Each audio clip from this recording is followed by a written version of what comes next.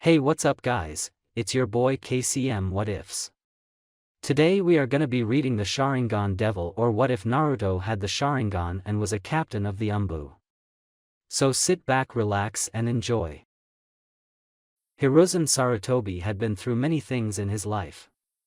He was a veteran of 3 shinobi world wars, fought with the Kyuubi, guided his village as Hokage, passed on the will of fire to the future generations, but not in his entire life he had heard of the Kyuubi, the strongest bijou in the world, the beast who almost destroyed Konoha trying to talk with its Jinchuriki.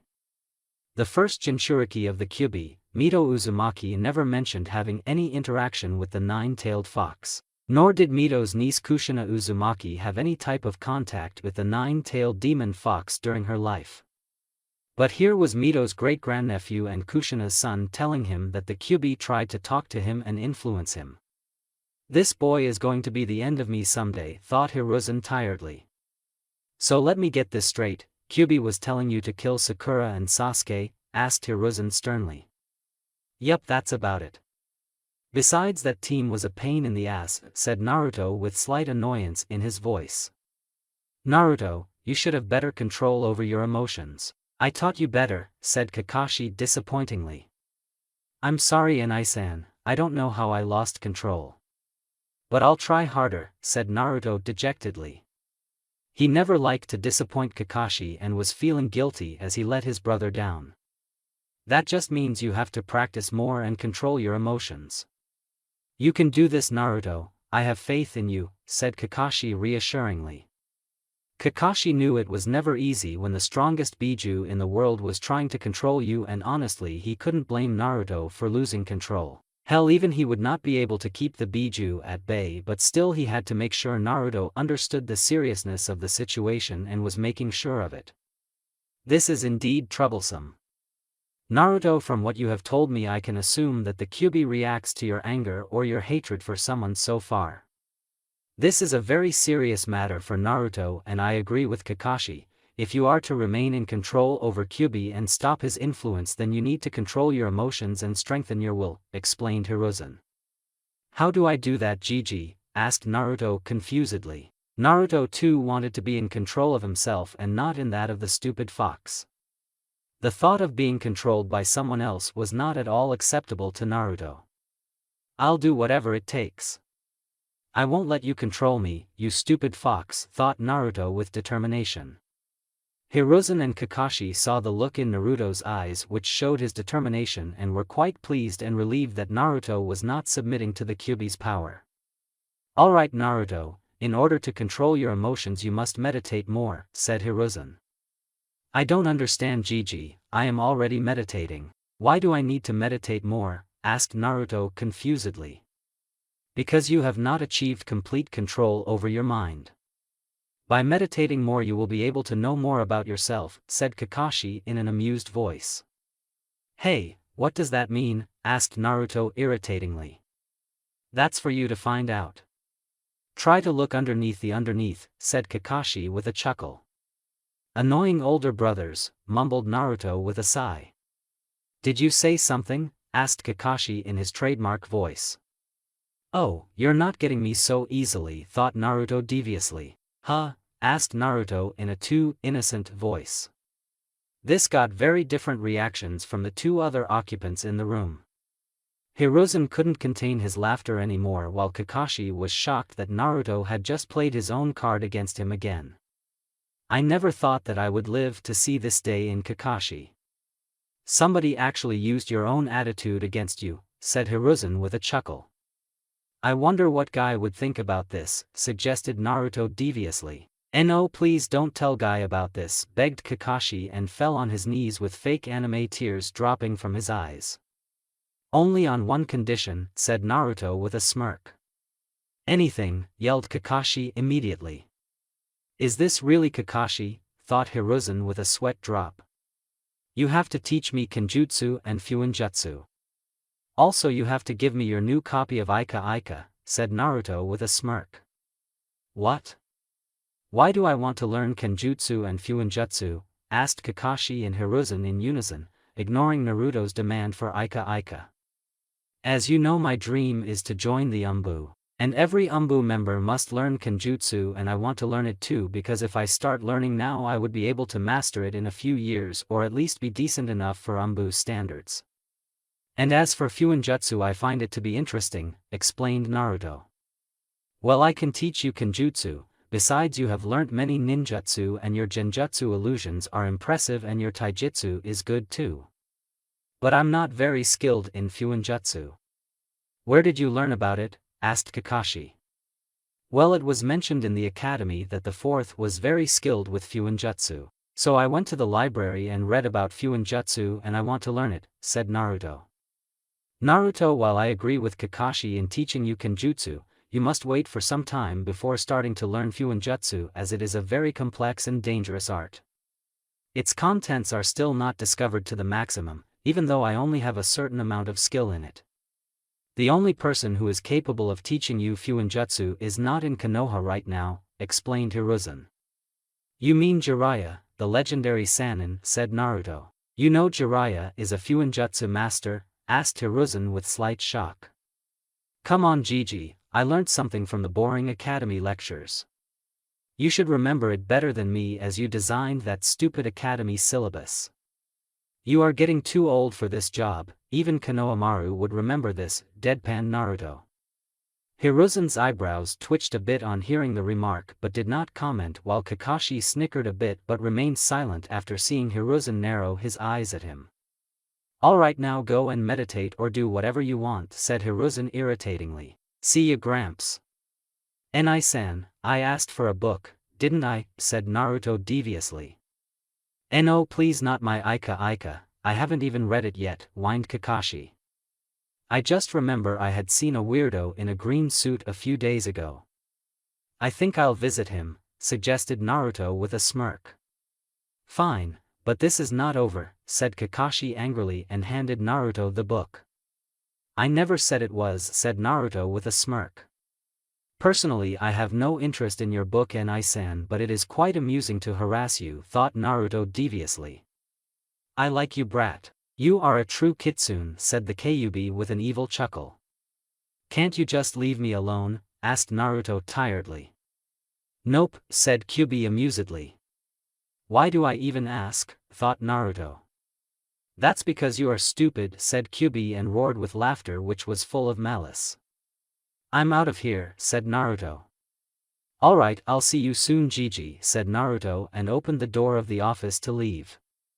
Naruto, I just wanted to tell you that Konohamaru wanted to meet you, said Hiruzen. Alright, I'll spend some time with him after the academy tomorrow, said Naruto and left the office, leaving an amused Hiruzen and a whining Kakashi in the office.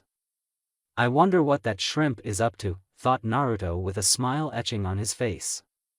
Flashback, a few months ago. It was a nice evening in Konoha. The sun was about to set. The streets were starting to light up, more and more people could be seen in the streets. The shinobi were patrolling the village while the civilians were doing their regular activities. All in all, it was a very peaceful regular day in the village hidden in the leaves. Naruto was returning to his home after completing his training in the Forest of Death. It was his routine of completing his training after the academy. He trained every day in Nin, Gen and Taijutsu and was pretty much tired by the end of the day. This day was not an exception. Walking through the streets, he noticed some hateful glares directed towards him.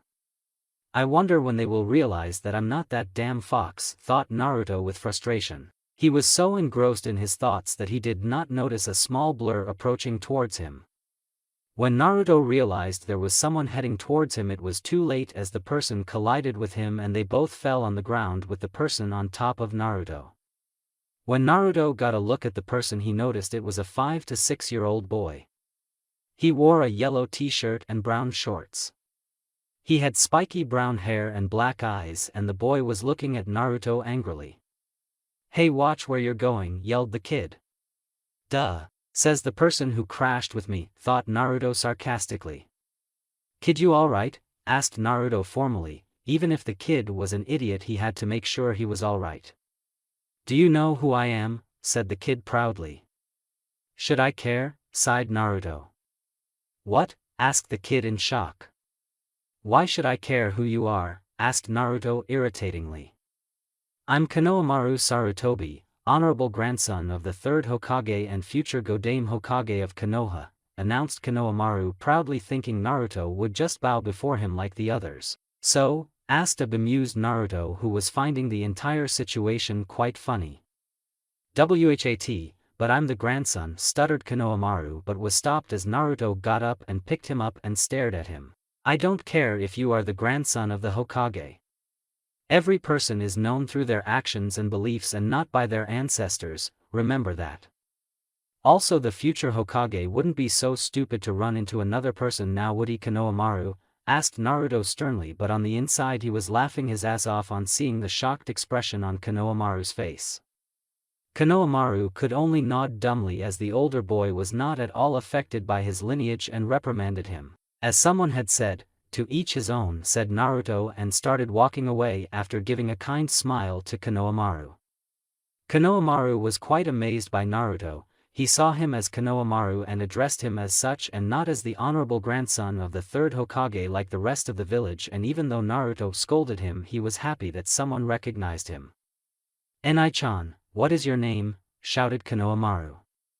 "Naruto Hatake," replied Naruto and disappeared in the crowd. The villagers were quite horrified by thinking that the demon brat was trying to influence the Hokage's grandson, but did not do anything, fearing the wrath of the Hokage, but their opinion neither mattered to Naruto nor Konohamaru. Flashback end. Konohamaru had become quite close to Naruto after that meeting and used to visit him frequently. He was like the annoying little brother that everyone would like to dote on. He constantly pestered Naruto about various things, mostly about being a shinobi and his training. Naruto also enjoyed Konohamaru's company, and with time he grew attached to Konohamaru and now loved him like his own little brother. They used to spend a lot of time together, if one could say they were like siblings. Konohamaru's loud personality and Naruto's calm attitude was quite an interesting combination, to say the least. Naruto chuckled a little while thinking about the time spent with Konohamaru. People like Anko, Kakashi, Hiruzen, his friends, and Konohamaru brought happiness in his life and were his strength. Naruto noticed that he had arrived at his destination, Training Ground 28. It was one of the most secluded training grounds of Konoha. Not many shinobi came to this place. It was more like a farm than a training ground. Lush green trees surrounded the area with a stream running nearby. There were a few training dummy posts, but nothing much significant. It was the perfect place for meditation or for people who wanted to avoid attention. Well, a few bowls of ramen and a good meditation. Sounds like fun, thought Naruto happily. But then Naruto noticed that something was wrong in the training area. The entire training ground was a mess. Kunai were spread everywhere, indicating that either someone was attacked or a practice was done there. The training dummies looked as if they had been beaten to pulp. Whoa, someone sure was angry, thought Naruto. He then noticed a person lying on the ground a few meters away. Wanting to find out who this person was, Naruto went towards the person. The first thing that Naruto noticed was that the person was a woman. She wore a Chunin flak jacket and black shinobi pants. She had a red sleeveless outfit underneath her jacket. She was very beautiful. Her black hair fell from her head in an almost messy fashion, but, for all its messiness, it seemed orderly, almost as if she willed it to follow her demands. Below her hair he followed that lower to her posterior. Now, Naruto was not perverted, like many people assumed because of his sexy jutsu. As such, he was surprised when a bit of blood leaked from his nose when he looked at the woman's sexy ass. His eyes continued their downward journey to see some of the most sexy legs he had ever laid witness to. He could see that this woman's legs were shaped with muscles, nothing too drastic but enough to prove that she worked out enough to keep her body fit. Her feet are covered in sandals just like his own. She wears makeup consisting of red lipstick and purple eyeshadow. All in all, she looked like an angel. But there were also many things that were wrong. First of all, there was blood coming out of her fists. Her outfit was completely messed up with some cuts on various places. Her face had a tired expression and the dark circles around her eyes indicated that either she must have been deprived of sleep or was crying. Naruto assumed that it was the latter as her make was quite messed up, suggesting she must have been crying. Looking at the destroyed training dummies made all things clear that this woman must have destroyed them, and quite brutally. He then decided to help the woman. Well, I can't just leave her like this. Man, I wish I knew some medical ninjutsu, thought Naruto. He then stopped the bleeding from her knuckles with some bandages. He could not do anything about the bruises as he was not a medic, but still he checked her and found her vital signs to be stable. He then picked the woman and placed her in the shade of a tree and went to bring some water for her from the nearby stream. After bringing some water for the woman, he sat beside her and started his meditation, deciding to wait for the woman to wake up as she definitely looked tired and distressed. Kakashi had once told him to not disturb women in their sleep. Naruto didn't listen to his advice and had once woken Anko from her beauty sleep. He spent the rest of the day coiled up with snakes in Anko's little apartment.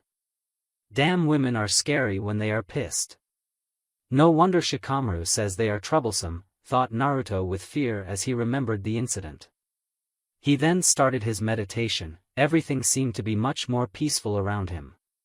He could feel the cool air rubbing against his body, the peace provided by nature. He was now able to understand what Kakashi meant and was grateful to Hiruzen and Kakashi for that. Everything was going fine when suddenly he felt himself being dragged into his mindscape. Naruto found himself standing in front of a large sewer. The entire area was flooded with water, but the strange thing was the air leaked of killing intent. It was as if the entire area was full of feelings of malice and hatred. The walls surrounding the sewer were very dull. There were large gates in front of Naruto with a seal on it. All in all, it was a very depressing place.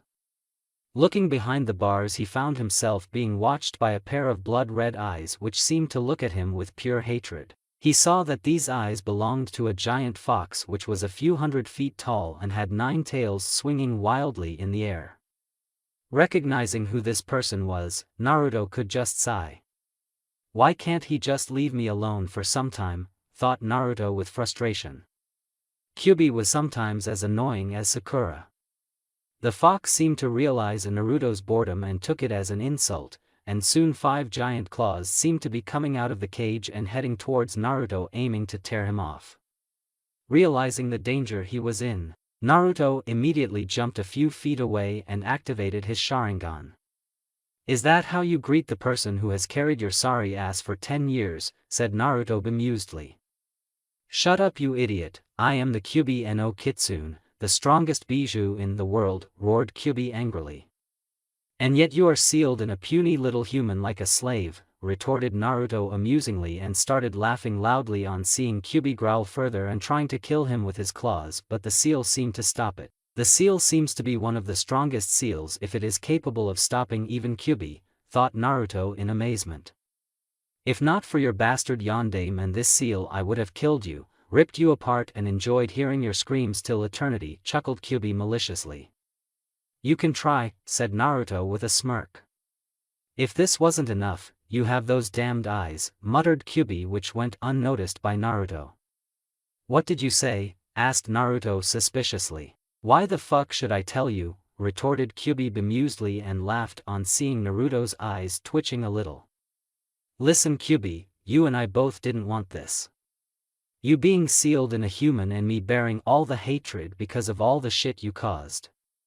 I don't know why you attacked the hidden leaf, and personally I don't care, said Naruto tiredly. You don't? Asked a curious Kyubi. There are few reasons. First, some people deserved it, said Naruto a little angrily. Oh, is that so? Said Kyubi with a devious chuckle. I like you, brat, thought Kyubi proudly. But not all the people deserved your wrath, and second, you won't tell me even if I asked you, explained Naruto. You are smarter than you look, said Kyubi. Hey, shut up you fuzzball, yelled Naruto a little childishly. Both Kyubi and Naruto stared at each other for a few moments angrily. Both seemed to be pretty determined to not back down, but in the end Naruto averted his eyes while Kyubi had a smirk on his face on getting his victory. Look Kyubi, at least bear with me for the time you are stuck with me, requested Naruto.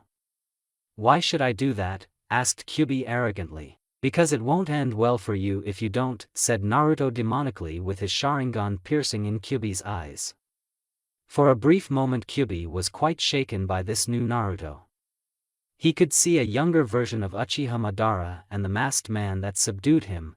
There was a lot of darkness in Naruto. He was not afraid of Naruto, it was quite the opposite, he was intrigued by Naruto. He was the first Jinchuriki that talked with him. Of course it was his fault that he never talked with his previous Jinchuriki, but neither of them wanted to do anything with him. But Naruto was different, even though he possessed the Sharingan that Kyuubi despised the most in the world, he was not arrogant nor did he consider Kyuubi his slave, instead he wanted a compromise with him. There will come a person in the future, the one who would establish true peace in this world or destroy it completely. All of you tailed beasts will play an important role in this person's life. No matter how far you go, you all will always be together. This person will show you the right path and the meaning of true power. Until that time, wait for your destiny and the role you will play in it, my children. These were the words said by Rikudo Sennin, the person who saved the world from the Jubi, 10 tails, and became a god and the one who created the tailed beasts. Kyuubi could still remember his father's words. Rikudo Sennin was the only human in the entire world who Kyuubi respected and looked up to. I wonder if you are the one, Naruto, thought Kyuubi. Oi, Kyuubi snapped out of it. Tell me, why have you brought me here? I have important things to do, you stupid fuzzball, said Naruto irritatingly as Kyuubi just stared at him. Yeah right, like peeping on hot older women, scoffed Kyuubi. Hey, I wasn't peeking, nor is she old, retorted Naruto angrily, but had a slight blush on his face, but fortunately it was hidden behind his face mask. Quite protective are we, teased Kyuubi and started laughing on seeing Naruto's shocked expression. Balls, muttered Naruto angrily on being caught red-handed by the Kyuubi. Ha ha ha, that was quite a funny brat. You are an interesting human, roared Kyuubi with laughter. Naruto was just itching to beat the shit out of Kyuubi but remembered something. Naruto, you should have better control over your emotions. I taught you better, said Kakashi disappointingly. I won't let it happen again. I will control my emotions, thought Naruto. Alright Kyuubi, what did you call me here for? Asked Naruto seriously, his voice devoid of any emotions. Kyuubi stopped his laughter and looked at Naruto with something akin to interest. I wanted you to know that I want you to learn everything from the Cyclops, stupid brother of yours, said Kyuubi and leaked some of his chakra to let Naruto know he was commanding him, but was quite shocked when what happened next. Naruto's Sharingan started spinning wildly and instantly all the Kyuubi's chakra was suppressed, immediately leaving not even a single trace behind. That's just awesome, thought Naruto was in awe of seeing Kyuubi's chakra being suppressed with his Sharingan. What is this boy? He can even suppress my chakra like Madara and that masked bastard. Damn, thought Kyuubi a little angrily. Call my Inai-san stupid again, I'll make you suffer in ways not even you could imagine, threatened Naruto with venom in his voice. Is that a threat? Asked the Kyuubi bemusedly. That's a promise, replied Naruto with hatred in his voice that even startled the Kyuubi. I'm sure he is bipolar or something, thought Kyuubi confusedly. Alright, keep your mouth shut, I want you to learn as much as you can from the people around you and grow stronger, ordered Kyuubi. What does it matter to you? Asked Naruto confusedly. It matters everything. Your damn yondaime created this seal in such a way that bound me to you. A threat to your pathetic existence is a threat to my own, because if you die it would take years before I can be born again, or I may even die. I don't want to waste my life if you die, explained Kyuubi. Wait, so you are immortal? Asked Naruto with fascination. Yup, I'm awesome, replied the Kyuubi with a smirk. I beg to differ, replied Naruto with his own smirk. Get out of here, your vixen is getting up, you annoying little punk, said the Kyuubi irritatingly. Hey, she isn't my vixen or any other shit like that, you fuzzball, said Naruto angrily. Is that so? Then why were you watching her ass with lust in your eyes? Asked Kyuubi with a smirk. HN, replied Naruto and disappeared from the sewer. I wonder if all the Uchihas speak the same line. It would be interesting to stay with you, Naruto, thought Kyubi interestingly. Naruto slowly opened his eyes and saw nothing had changed in his surroundings during his talk with the Kyubi. Kunoichi was still slowly opening her eyes, seeing that Naruto went towards her. You alright? Asked Naruto in a concerned voice. Kunoichi rubbed her eyes a few times before starting briefly at Naruto. Naruto was mesmerized by the women's eyes. They were very distinct ruby-red colored eyes with 2 black rings within them. Her eyes are so beautiful, I wonder if it is a dojutsu, thought Naruto with a light blush. Stop staring at her, you idiot, yelled Kyubi. What's wrong, you fuzzball? I'm just looking at her eyes, stated Naruto simply. If you don't want to be kicked in the balls, stop staring, said Kyubi loudly, making Naruto cringe a bit. But deciding to follow Kyubi's advice this once, Naruto averted his eyes from the women. Who are you? The woman asked sternly. Naruto Hatake, stated Naruto with a warm smile. What are you doing here? This place is reserved for shinobi and I can see that you are not one, so tell me the truth now, stated the woman dangerously. Gee, is this the thanks I get for helping her, thought Naruto sarcastically. Yes, you are right, I am not a shinobi but an academy student, but I do have permission to come to this training ground, said Naruto. On whose authority? Asked the woman.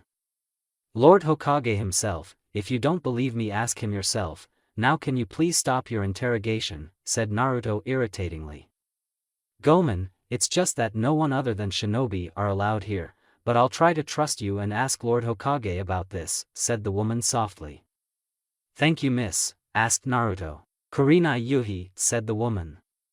Here, Kurenai-san, I've stopped the bleeding from your knuckles as best as I could, but I can't do anything about the bruises as I'm not a medic. Gomen, said Naruto sincerely and offered her water, which she drank after giving Naruto a calculating gaze that it wouldn't end well for him if something was wrong, but nothing happened. Arigato, Naruto-san, but I have a few questions for you, said Kurenai. You can call me Naruto. Well, I have some questions for you too, but please ask your questions first, said Naruto simply, and Kurenai gave him a grateful nod. Alright Naruto, you said your last name was Hatake. I know only one person in Konoha who has that last name and he doesn't have any blood relatives alive now. Care to explain, said Kurenai. Yes, you are right, my real name is Naruto Uzumaki, but after Kakashi and Isan adopted me I changed my name, said Naruto. Kurenai's eyes widened a little on hearing Naruto's real name but schooled her features immediately. Do you hate me for what's sealed in me? Asked Naruto sadly after noticing Kurenai's shock. Kurenai was shocked to learn that Naruto was aware of what was sealed in him, and even more shocked when he was able to read her emotions. No Naruto, I do not hate you, said Kurenai with a smile. Why? Asked Naruto suspiciously. I know the difference between a jailer and a prisoner, and I have faith in the Yondame's ability, and seeing that you helped me proves I was right. You are not what people think, said Kurenai, giving Naruto a warm smile. Naruto was happy to hear that there was at least another person in the village who saw him as Naruto and not the fox. Arigato Kurenai-san, said Naruto warmly. Call me Kurenai, now I just wanted to know what you were doing here. You were not peeping, were you? Asked Kurenai menacingly with a dark tone. No, Kurenai. I just came here to meditate in order to relax. I swear I wasn't peeping on you, I didn't even know you were here. I just saw you injured and helped you, I didn't do anything perverted, said Naruto instantly. It's alright Naruto, relax. I think I can believe you are telling the truth, stated Kurenai with a smile. You believe me? But you don't even know me, said Naruto in confusion. Yes, I only met you now, but I find truth in what you are saying, and you wouldn't lie to me, would you? Questioned Kurenai. No Kurenai, I am not lying, and thanks for trusting me. Can I ask you a question? Asked Naruto. I'll answer your question only if I believe that it is in my power to answer that, said Kurenai firmly. Fair enough, why were you crying? Asked Naruto. Kurenai's eyes widened on hearing that Naruto had caught her so easily again. She then remembered how her life had gone from better to worse. Kurenai had been living a normal life as a shinobi. That was until 6 months ago the Hokage had assigned her a specific mission. She was just a chunin of the village and was one of the best genjutsu specialists of Konoha. As a result, the Hokage had given her a mission of teaching Yakumo Kurama, the clan heir of the Kurama clan, to control her powers. The girl had enormous talent in genjutsu, which was even more than Kurenai, but the girl was mentally unstable.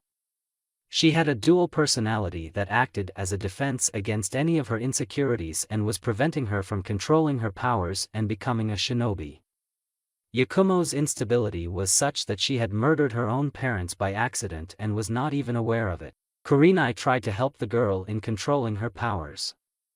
Yakumo was a very kind-hearted girl, and over time Kurenai grew a lot closer to her and sometimes acted as her elder sister instead of her teacher, but despite all her efforts she failed. Yakumo's inner demon was highly unstable and as such was a threat to the village.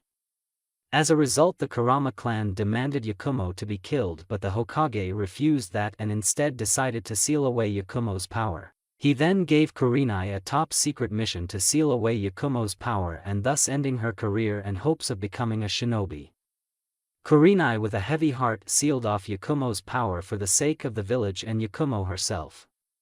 She took this burden of making Yakumo believe that she sealed away her power because she was jealous of her, which was entirely false, as she did not want Yakumo to hate the village. Kurenai was proud of Yakumo and had high hopes for her, but destiny played a cruel hand in her life once again. Her mother had died when she was a child, so she never received the love of a mother, and her father died defending the village during the Kyubi attack.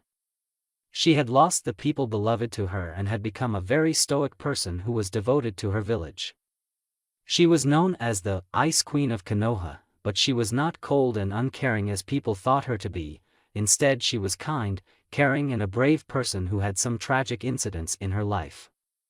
And sealing of the powers of the girl whom she considered her younger sister was the last nail in the coffin, and she was unable to bear the pain which came with it. Seeing Kurenai's painful look, Naruto decided to do something to ease her pain. "I'm sorry, Kurenai, I didn't want to hurt you, but sometimes sharing your pain with others helps. If it is a private matter or something related to village secrets, or if you don't want to tell me, I understand," reassured Naruto with a kind smile.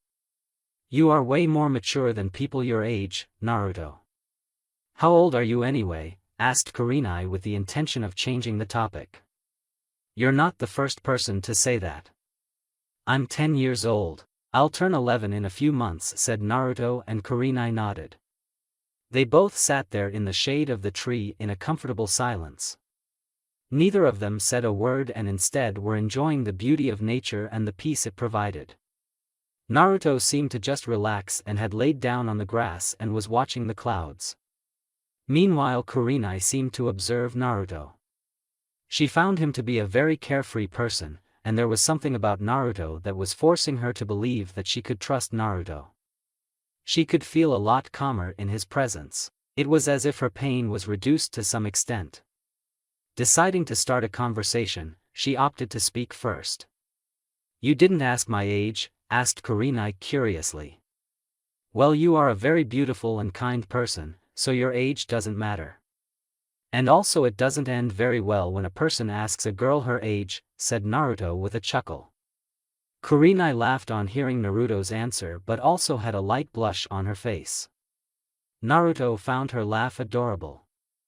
"I'm 17, said Kurenai, and Naruto nodded with a warm smile. Naruto then took out 2 cups of ramen from his bag and a bottle of hot water.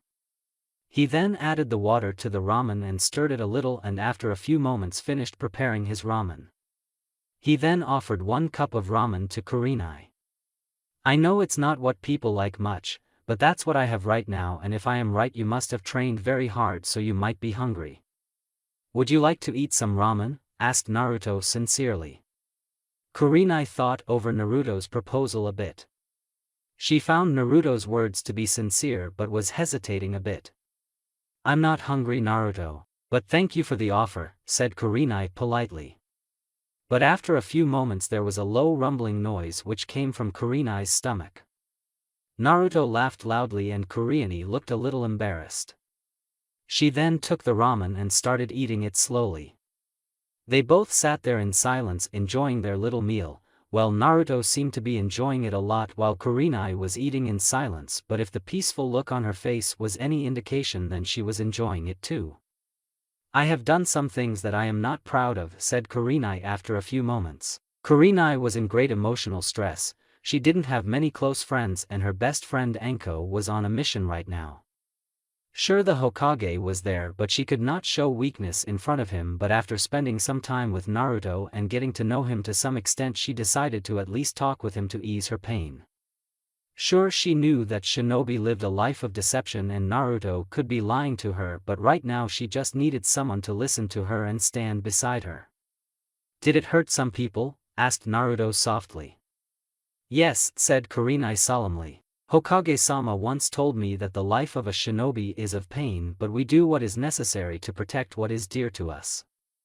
I am not judging you, Kurenai, nor am I saying that I can understand your pain and sympathizing with you, because as long as people do not suffer the same pain, they could never understand the pain of other people, said Naruto sadly. He too remembered his life. The hate and pain that he suffered because of him being a Jinchuriki, and could somewhat know of Kurenai's pain, but he did not ask what she did as it might be classified as she was a shinobi, and he was not authorized to know any such information as he had not become a shinobi yet. But the main reason was he did not want to remind Kurenai of her pain. Meanwhile, realization dawned on Kurenai upon hearing Naruto's words. She knew how much Naruto must have suffered during his life, as she had once seen how the villagers treated him and felt sorry for him, but it also made her realize that what she had done with Yakumo was in order to protect her from herself and the village. This seemed to reduce her pain a lot. She could feel a lot much lighter. The guilt was still there, but now it made more sense to her than it did before.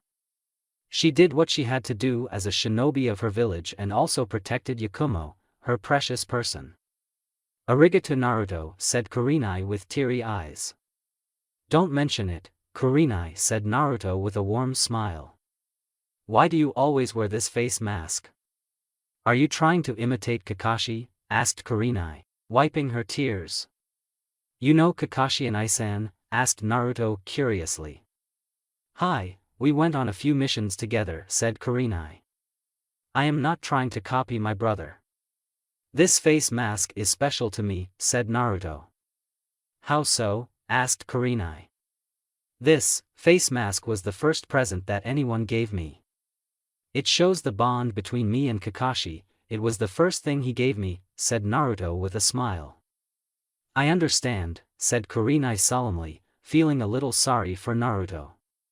Hey, don't give me that look. I know life is hard, but it does have its good times. Besides, this face mask looks cool on me, doesn't it? Asked Naruto with a little laugh. Yes, it looks good on you, said Kurenai with a soft chuckle. Hey Kurenai, you are a Chunin, right? Asked Naruto suddenly.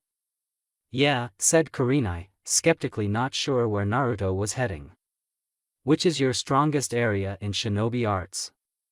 I mean ninjutsu, genjutsu, taijutsu, kenjutsu, or fuinjutsu? Asked Naruto with excitement. I am skilled in genjutsu and a little bit skilled in fuinjutsu, said Kurenai. Really? Genjutsu and fuinjutsu? Asked Naruto. Why do you have any problem with genjutsu or fuinjutsu? Asked Kurenai, feeling a little insulted.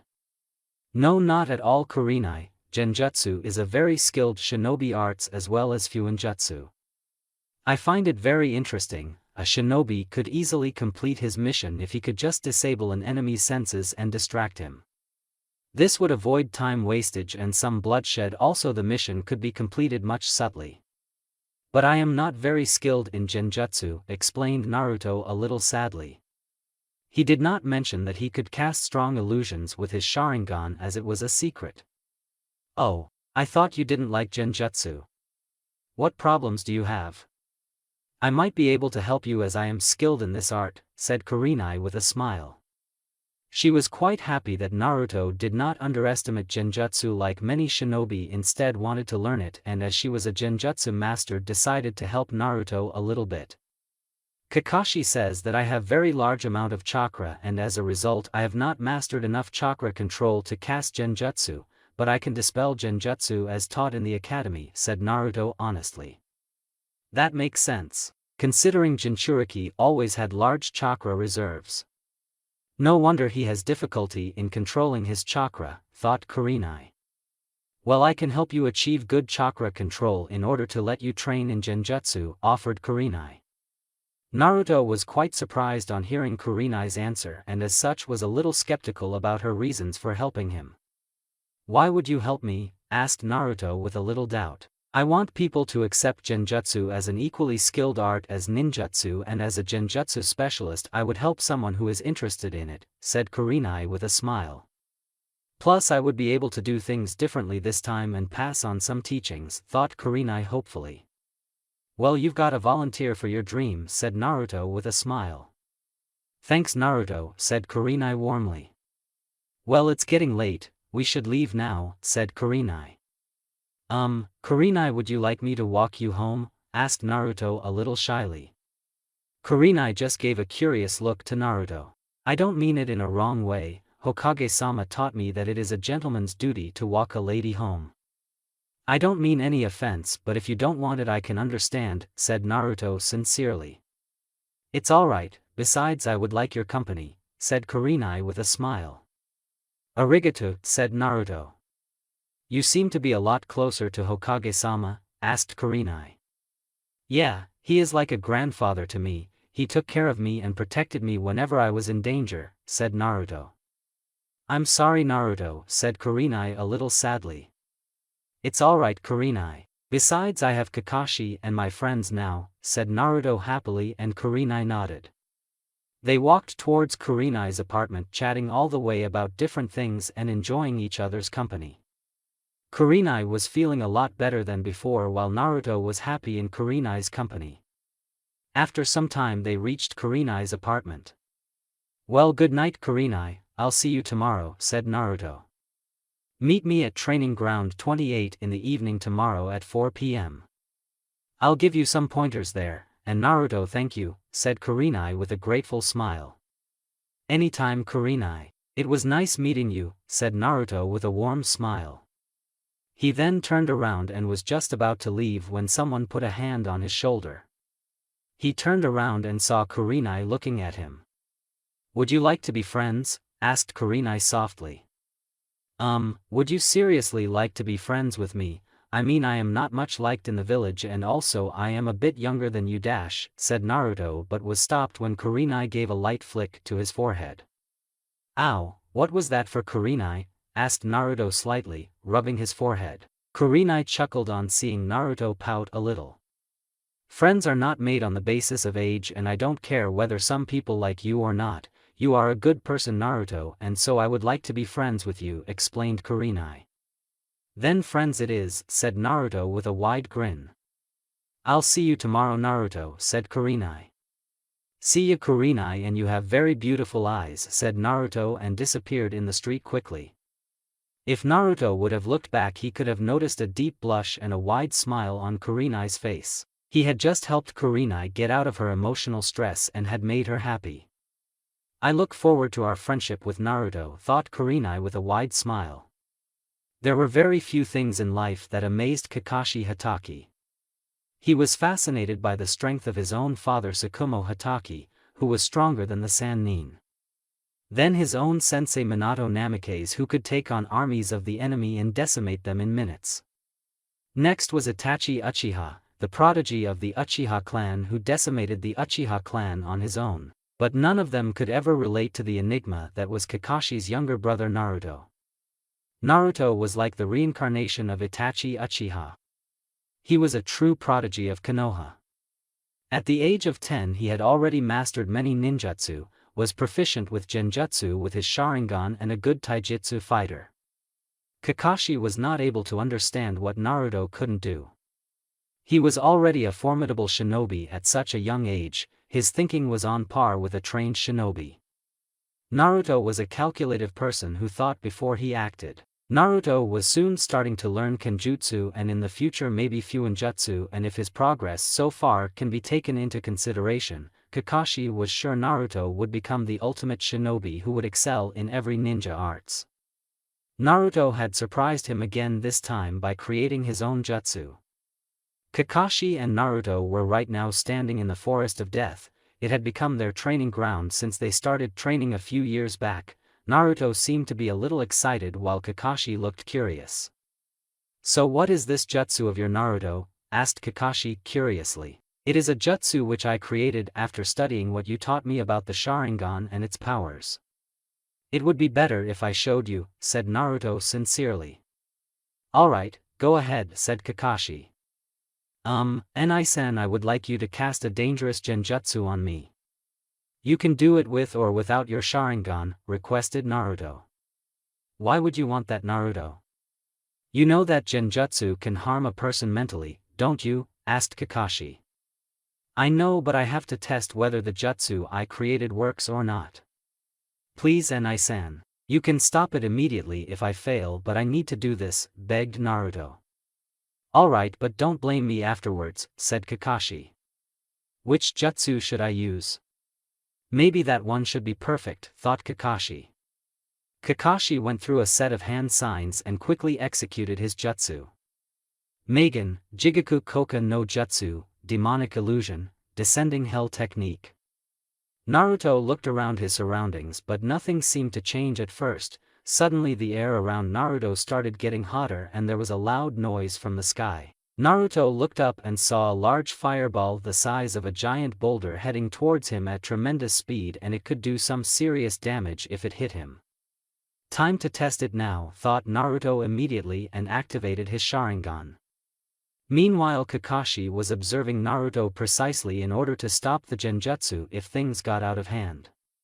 He saw Naruto's surprised reaction on seeing the fireball heading towards him and wanted to know why Naruto was not doing anything, but what happened next shocked Kakashi. The fireball that was about to hit Naruto had hit Kakashi himself and engulfed him in its flames. Kakashi's entire body started burning as the flames engulfed him. Realizing it dawned on Kakashi that Naruto had replicated his jutsu and used it against Kakashi. He then immediately formed the ram sign intending to dispel the genjutsu. But as soon as he dispelled the genjutsu, he found himself in a dungeon bound by chains all over his body. There was darkness in the area and no one seemed to be in sight. Kakashi tried to unbound himself from the chains but found that his body couldn't move and he was paralyzed. "What the hell is going on? I can't move my body," thought Kakashi frantically. "You didn't keep your promise, Kakashi," said a voice. Kakashi looked around and saw his deceased teammate Obito Uchiha staring at him angrily. Kakashi looked away in shame. Even though it was an illusion, he still couldn't meet Obito's gaze. "Why did you kill me, Kakashi?" "I loved you," said the voice of Rin, who appeared beside Obito. "You failed me, Kakashi," said the voice of Minato from behind Kakashi. Soon, one by one, every person in Kakashi's life started appearing before him and started saying how disappointed they were in them. Kakashi tried to dispel the genjutsu but nothing seemed to work. Kakashi tried to stop his chakra but found his body was unable to even move. Soon Kakashi couldn't even breathe properly.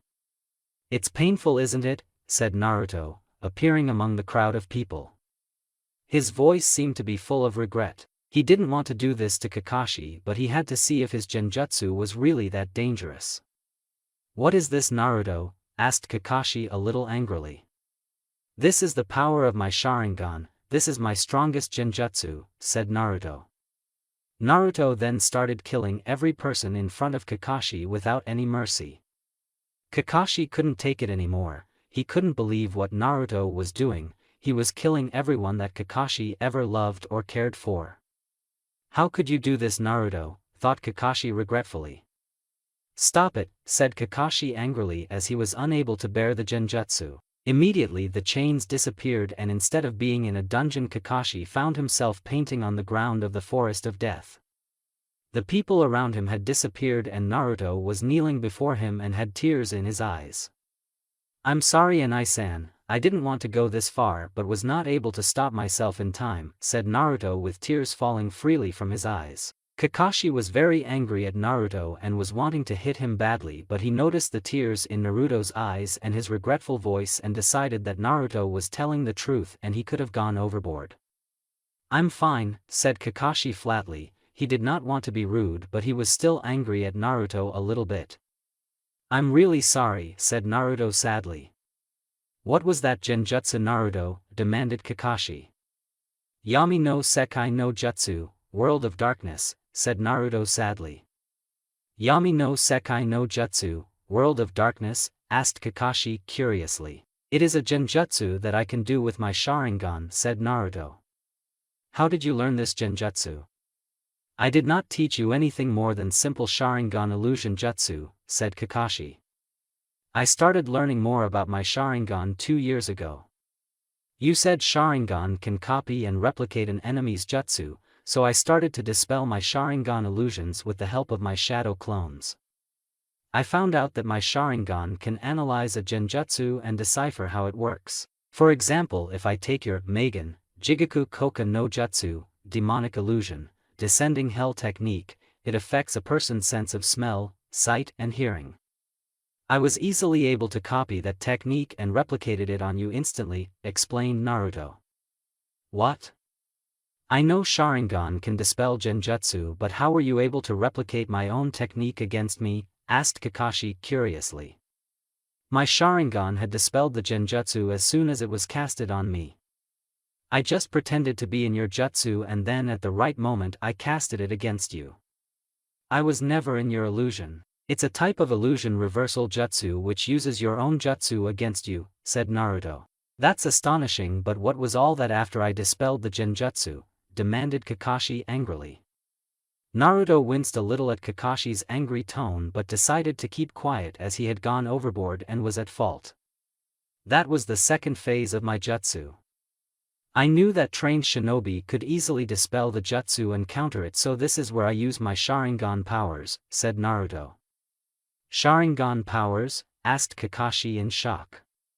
"As soon as you dispelled the genjutsu you were in my genjutsu. I combined this genjutsu where you feel the effects of the Magen, Narakumi no Jutsu, demonic illusion, hell viewing technique. In this stage I not only control your senses but also use your fears against you. I control your mind in my genjutsu and can do anything I want with you and you will be helpless. There is very little chance for someone to break out of this genjutsu. These are the special ocular powers of my Sharingan. It grants me the ability to control a person. I could have controlled your mind and you wouldn't even notice if I didn't want you to notice my genjutsu," said Naruto sadly. Kakashi was left speechless after hearing this. Naruto's visual powers were so advanced than Kakashi had ever thought. Only one person in the entire history of the Uchiha clan had such visual prowess in genjutsu, and that was Uchiha Shisui. Of course, he is the descendant of Madara's brother. They both were said to possess the strongest Sharingan in the entire Uchiha clan. But still, to be able to cast such genjutsu at such a young age is unbelievable. "What else can your eyes do with Naruto?" thought Kakashi with a little fear. "Are there any limitations to this jutsu? Does this jutsu harm your eyes or your body in any way?" asked Kakashi sternly. If this jutsu was harmful to Naruto, then he would never allow him to perform such a dangerous jutsu. "It uses a lot of chakra but does not harm my eyes in any way. It does have a few limitations," explained Naruto. "I thought that this jutsu was unstoppable," questioned Kakashi, as whatever he had tried didn't work. "I'm not sure about that. I think if you had used your Sharingan power at a greater level, then I think you could have broken this genjutsu. Also, I cannot use this genjutsu very often. It will take a few days before I can use this genjutsu again," suggested Naruto. "He's right, probably my Mangekyo Sharingan could have broken it, but still it is a dangerous jutsu," thought Kakashi. "This jutsu requires me to have eye contact with my opponent, but I am a little vulnerable when I'm casting this genjutsu. However, this genjutsu cannot be broken easily and you require the Sharingan to cast this jutsu. I know, as I had tested it before on my shadow clone," said Naruto. "You tested it on yourself? Are you an idiot?" yelled Kakashi. The next few minutes Kakashi lectured Naruto on his reckless behavior and reprimanded him continuously. Naruto for his part hung his head in shame and listened as Kakashi scolded him. "There is one big limitation of this genjutsu Enai-san," said Naruto a little hesitatingly. "What is that?" asked Kakashi suspiciously. "I can control a person's mind, but the longer I use this genjutsu the more strain it puts on my eyes. My eyes started bleeding when I casted this genjutsu on a cat for a few hours," explained Naruto a little fearfully. "Did you lie to me when I asked you if it harms your eyes?" asked Kakashi a little angrily. "I was afraid to tell you," said Naruto honestly. "Naruto, you can tell me anything you want. This jutsu is harmful to your eyes if you use it longer than necessary, so you should not use it until necessary. Still, it was reckless of you to do this, but I am still proud of you," said Kakashi with a little smile. "You're proud of me?" asked a shocked Naruto. "Yes, Naruto. It is one of the strongest genjutsu I have ever seen. Your Sharingan is truly unique. It is probably an A-rank genjutsu. It may even become an S-rank genjutsu in the future," said Kakashi proudly. "Is it that advanced genjutsu Enai-san?" asked Naruto in amazement. "Indeed it is, but never use it on your comrade," said Kakashi very sternly. "Hi Enai-san, I will never use this genjutsu on my comrades," said Naruto sincerely. "Now I want you to inform me before you create any other jutsu, as they might harm you and I don't want you getting hurt," said Kakashi seriously. "I will tell you Enai-san, if you want I can even teach my jutsu to you," said Naruto happily. "You want to teach me your own jutsu?" asked Kakashi surprisedly, but was a little happy as Naruto trusted him enough to teach him such advanced jutsu. "I owe you a lot Enai-san, you took care of me when no one did, you trained me, educated me, provided me with the love of a big brother. Everything I am today is only because of you," said Naruto with a true smile. Kakashi was left speechless after hearing what Naruto had said. He truly loved Naruto like his own little brother and was happy to see that Naruto felt the same for him. "I'll try to learn your jutsu and tell you what. Since you are willing to teach me your own jutsu, I shall teach you mine," said Kakashi happily. "Your personal jutsu?" asked Naruto in an excited voice. Kakashi had indeed taught him many jutsu, but never was one of them his own, and now Kakashi was willing to teach him his own jutsu. This was a big honor. "It's called the Chidori," said Kakashi and created a blue ball of chakra in his right hand. The jutsu became visible and was making a loud chirping noise. "Whoa Enai-san, that is so cool, what does it do?" asked Naruto curiously.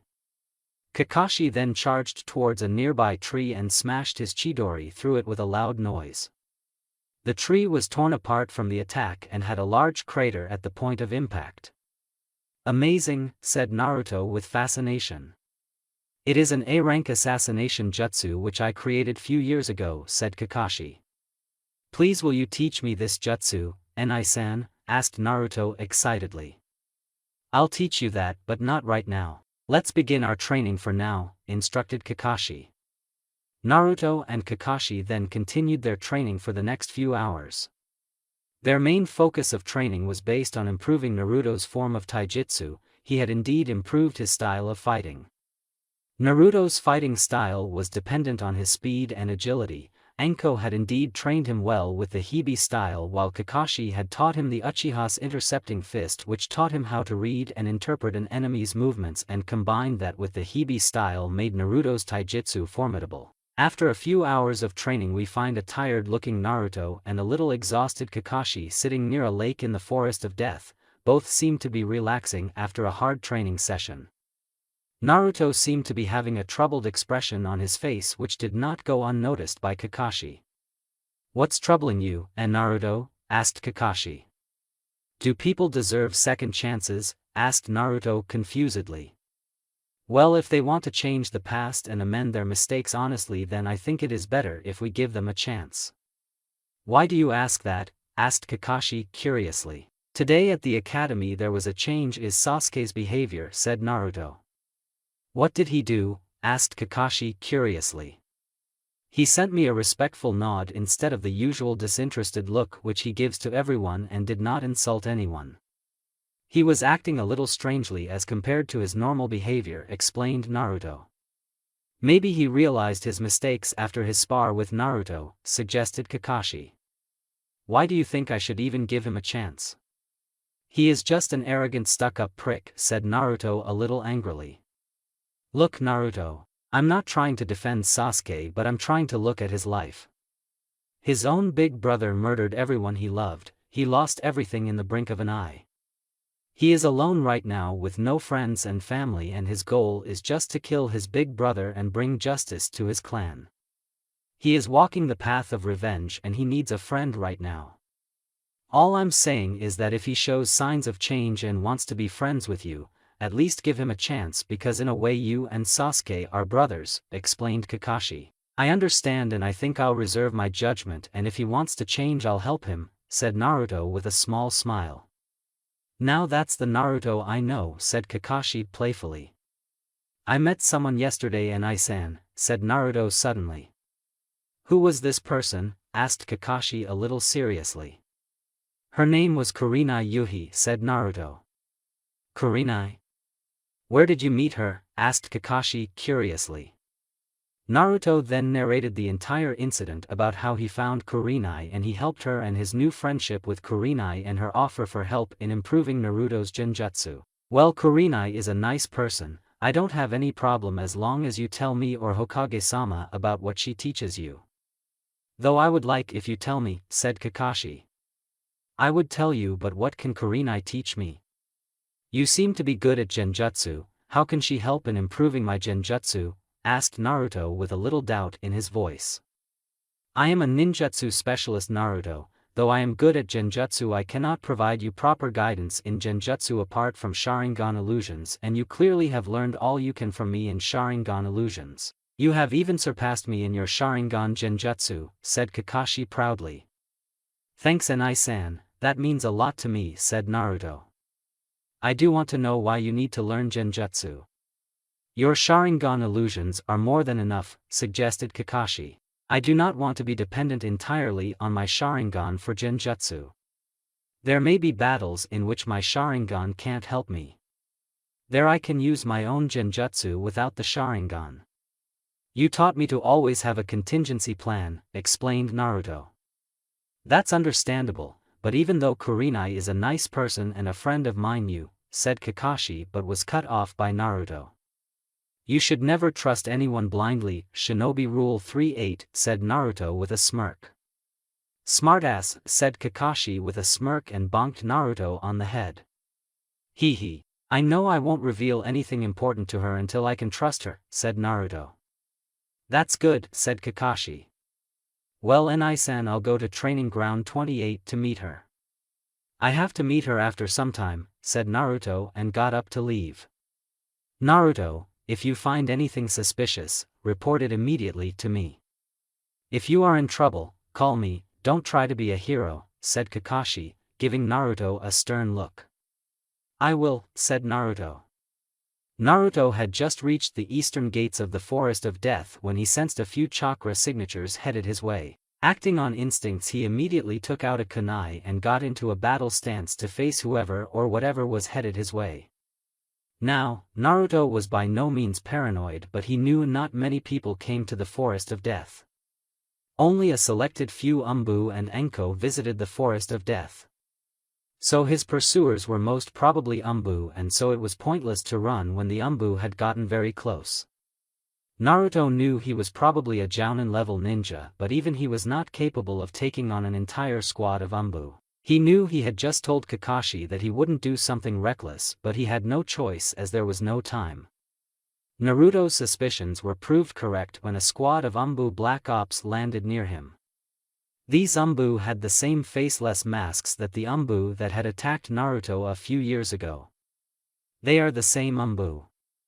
What do they want with me, thought Naruto, and got ready to fight. We do not wish to fight you, Naruto-san, said the female of the group in a stoic voice. Then why are you here? Asked Naruto suspiciously. We just want to deliver a message to you, said the female ANBU. From whom? Asked Naruto. Danzo-sama wishes to speak to you, said the female ANBU. Why would I want to meet him? The last time when one of you showed up they tried to kill me, said Naruto angrily. Danzo-sama wishes to talk with you about your father, said the female ANBU. Naruto was shocked to hear this, all of his anger just vanished. He always wanted to know who his father was, and despite everything he couldn't find anything about him. If this Danzo knew something about his father, then he would meet him regardless of the dangers. Who is this Danzo-sama you talk about? And how can I trust you? Asked Naruto, giving the ANBU a stern look.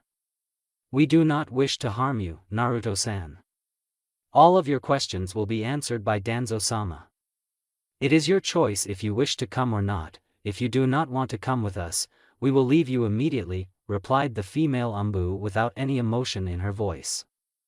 Naruto thought about it for a few moments. There was risk, but if he could find out about his father, then he would make a deal with the devil himself. Alright, I'll come with you, but if I find anything suspicious I will kill you, said Naruto sternly. Very well, but we will cover your eyes as the place we are going is of high security, said the female ANBU, and Naruto nodded a little hesitatingly. The female ANBU then put a hand on Naruto's shoulder and Naruto felt himself being sunshined.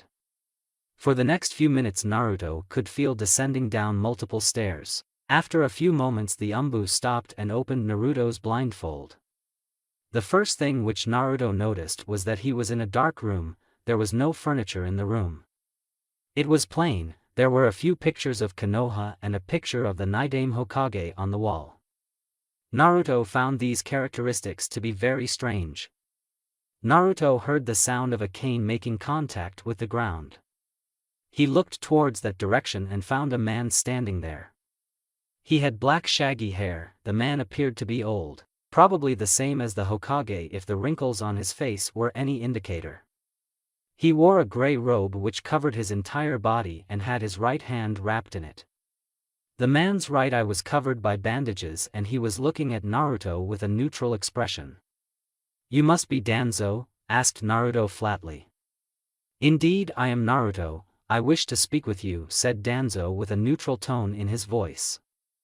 What do you know about my father? Asked Naruto immediately. Straight to the point, I see, but before I tell you about your father, what can you tell me about these two pictures? Asked Danzo and pointed to two pictures on the wall with his cane. Naruto looked up at the wall and noticed a picture of the village and the other picture was that of the Naidame Hokage. It is a picture of the village, and if I'm assuming correct, this picture shows the importance of Konoha, as I don't think you are a person who would keep fancy pictures, said Naruto. Danzo chuckled on hearing Naruto's answer while the ANBU in the room didn't show any emotions.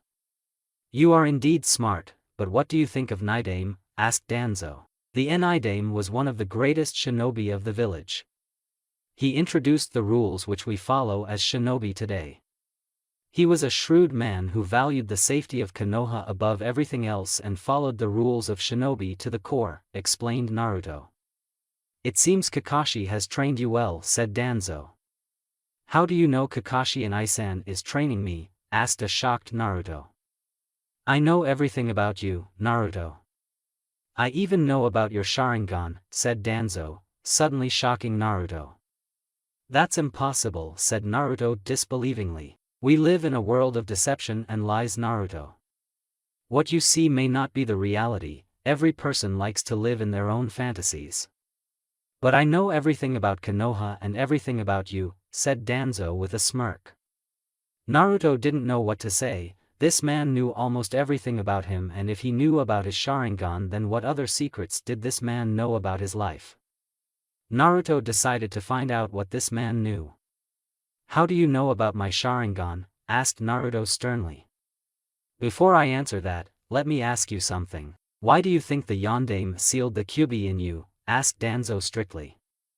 Again, Naruto didn't answer and remained silent. Danzo took it as a cue to continue his explanation. You were made the Jinchuriki of the Kyuubi in order to protect Konoha. Also, the only people who are capable of containing the Kyuubi in their body were Uzumaki, as they had exceptional chakra which was necessary to control the strongest Bijuu of this world. But after the destruction of the Uzumaki clan during the Third Great Ninja War, there were not many Uzumaki left. You should know this as your mother was the second Jinchuriki of the Kyubi while your great-grandaunt was the first Jinchuriki of the Kyubi, explained Danzo. Naruto couldn't move, it was as if the world had just stopped around him. His mother was the Jinchuriki of the Kyubi and his great-grandaunt too. Many questions were arising in his mind and Danzo read Naruto's emotions and decided to explain further. You now understand that the Yondaime didn't choose you just because he wanted to make you a Jinchuriki, but he did it because he had no choice, said Danzo calmly. Naruto's respect for the Yondaime increased as he now understood that the Yondaime was forced to do this to him, and if he was in the Yondaime's place he would have done the same to protect his family and village. But that was not the main reason the Yondaime chose you to bear this burden, said Danzo. Why did he do it? Asked Naruto neutrally, not displaying his feelings to this man. It was because he trusted his son the most in the entire world with such power and wanted you to protect the village, said Danzo sternly, but was quite confident that this would prove to be the most shocking thing Naruto had ever heard, and now he could put his plans into motion. Yondaime, was it my father? Asked a shocked Naruto. He couldn't believe that his own father was the fourth Hokage, the person he admired the most in the world, the person who gave him this burden was his own father. Yes, Minato Namikaze, the Yondaime Hokage of Konoha was your father. You are his legacy. I guess Hiruzen didn't tell you about this, didn't he? Smirked Danzo. No, Gigi didn't tell me anything about my father. He told me he would tell me when I was older, said Naruto. There are many things that Hiruzen has kept in the dark from you. I'm sure he didn't even tell you that you have a relative who is alive, said Danzo with a smirk. There is someone alive from my family? Asked Naruto hopefully. He was grateful for having Kakashi as his brother, but if there was someone alive from his family then Naruto would want to find them out. Yes, her name is Tsunade Senju. She is the granddaughter of Mito Uzumaki, who was the Shodai Hokage's wife and great-granddaughter. Tsunade is your mother's cousin sister and is your aunt, explained Danzo. Naruto was feeling a large number of emotions. A part of him was happy that he had an aunt that was alive and Tsunade Senju, of the legendary Sannin, was related to him. He also felt anger against Hiruzen for hiding all of this from him and was also confused as to why Tsunade had never even come to see him even once. Hiruzen didn't even tell you that you had a godfather, didn't he? Asked Danzo deviously. A godfather? Asked Naruto disbelievingly. Yes, Jiraiya of the Sannin is your godfather, said Danzo. Naruto's anger was increasing with every passing moment. His real family had abandoned him, his Gigi had kept all of this in the dark from him, and his so-called family had not even come to see him once or cared if he was alive or not. Seeing Naruto getting angry, Danzo decided to hit the nail in the coffin. Before you jump to any conclusions you must know that Tsunade did not abandon you, said Danzo. What do you mean? Asked Naruto curiously. She was the one who adopted you first when you were an infant and took care of you for 3 years, explained Danzo. She adopted me? Asked Naruto warmly. He felt happy that his aunt had at least not abandoned him, but he also wanted to know what happened to her and how he ended up in the orphanage before Kakashi adopted him. Yes, this was one of the biggest secrets of Konoha. She loved you like her own son and wanted to be your mother, but Hiruzen took her away from you, explained Danzo. Why did Gigi do this? Asked Naruto on the verge of tears. He didn't do this because he personally hated you but was forced to do it.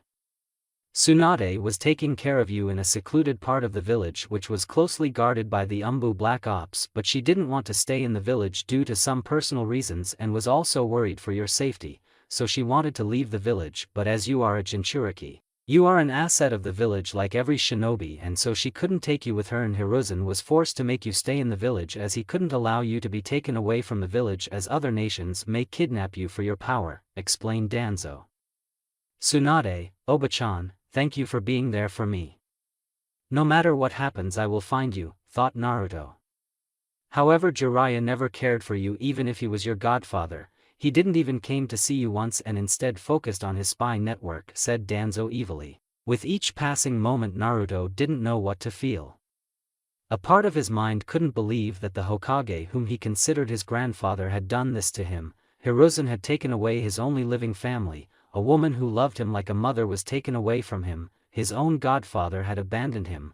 This was greatly painful for Naruto.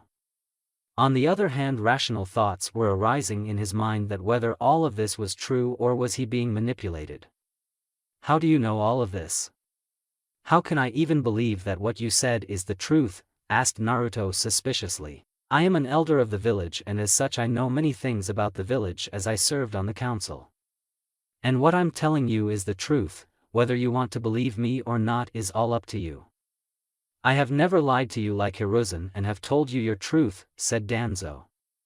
What do you want from me? Asked Naruto tiredly.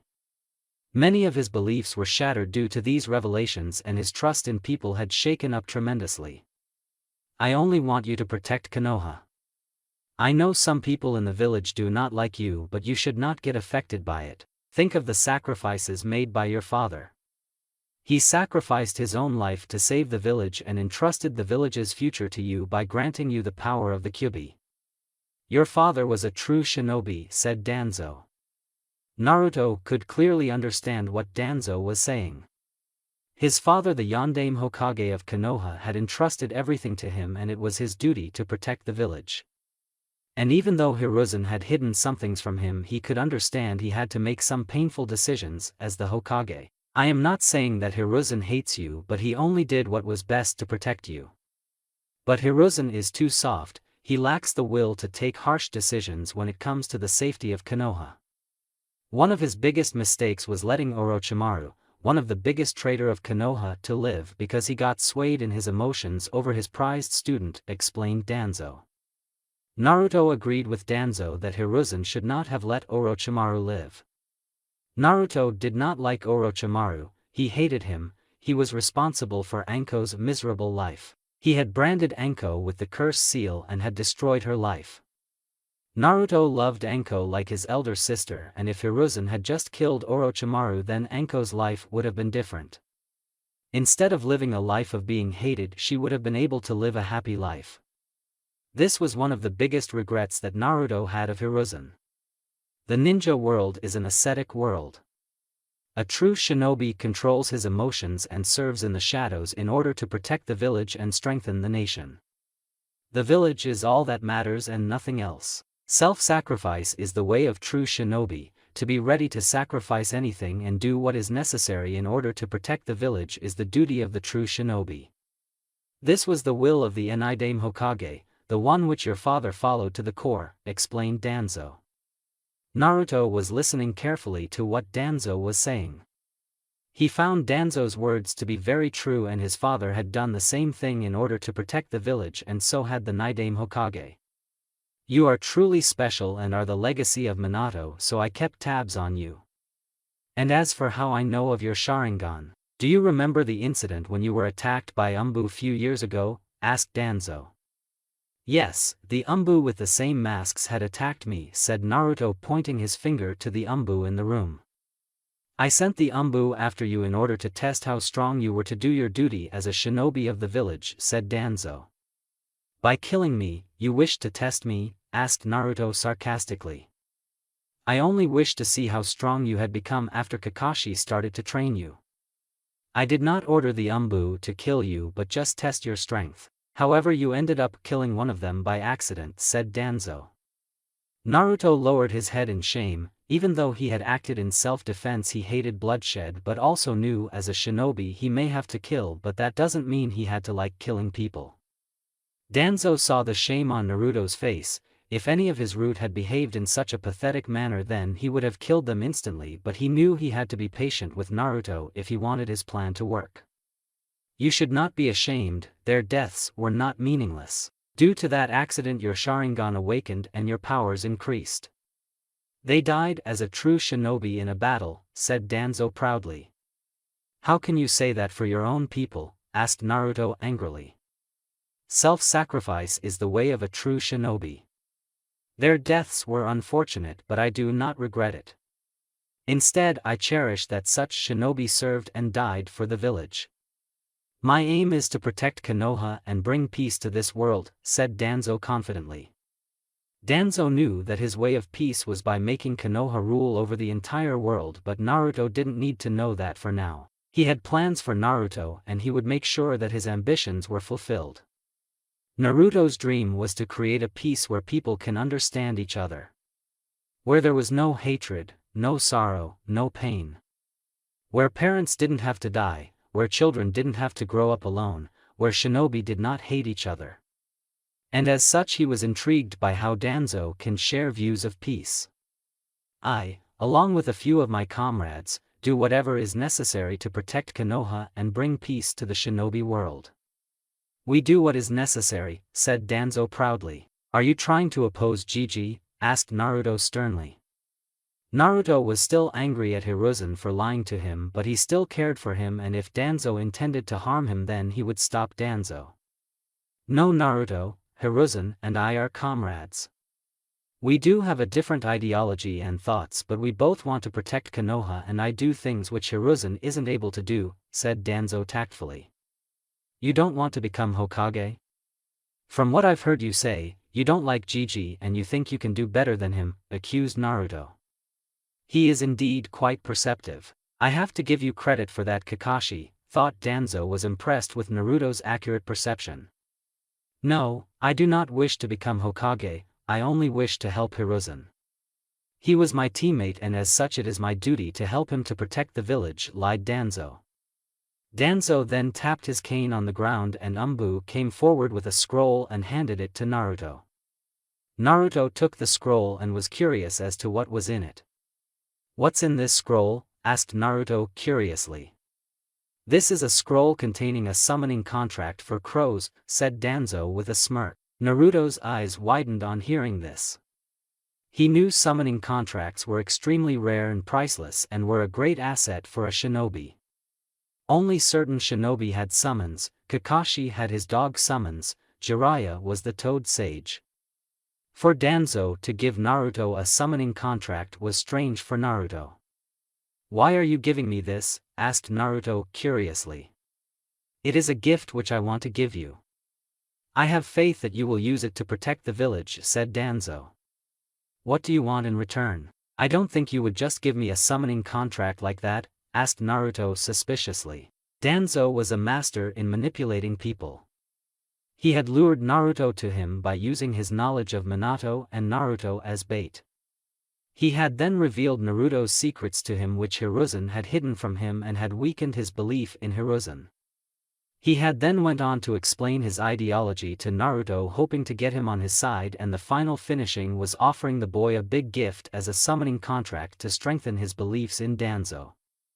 Naruto was very important for Danzo's plans. Not only was the boy the Jinchuriki of Kyubi but was also related to the first two Hokages and was the son of the fourth Hokage and as such would have great political and militaristic advantage in Konoha in the future, and if he wanted to become the Hokage then having Naruto on his side would be a huge benefit for him.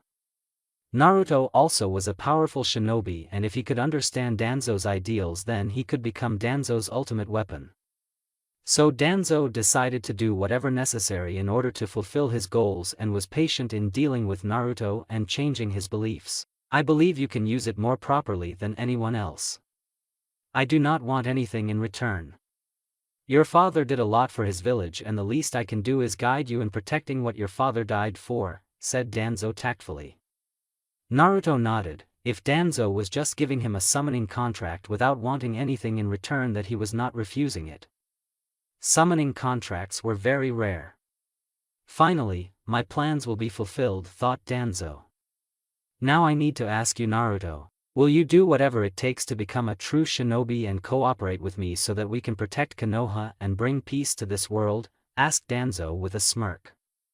The entire room fell silent, everyone's eyes were fixed on Naruto and thinking what decision he would make and what destiny had in store for Konoha and the shinobi world. Naruto stood there in the dark room, thinking about all of the things he had learned right now. He was the son of the fourth Hokage. Now that he thought about it, there were many times he felt that the fourth and he looked alike. They had the same spiky blonde hair which no one in Konoha had, sapphire blue eyes, and his face was a complete replica of the Yondaime. All of the doubts Naruto had were proven true. he was truly the son of the Yondaime Hokage.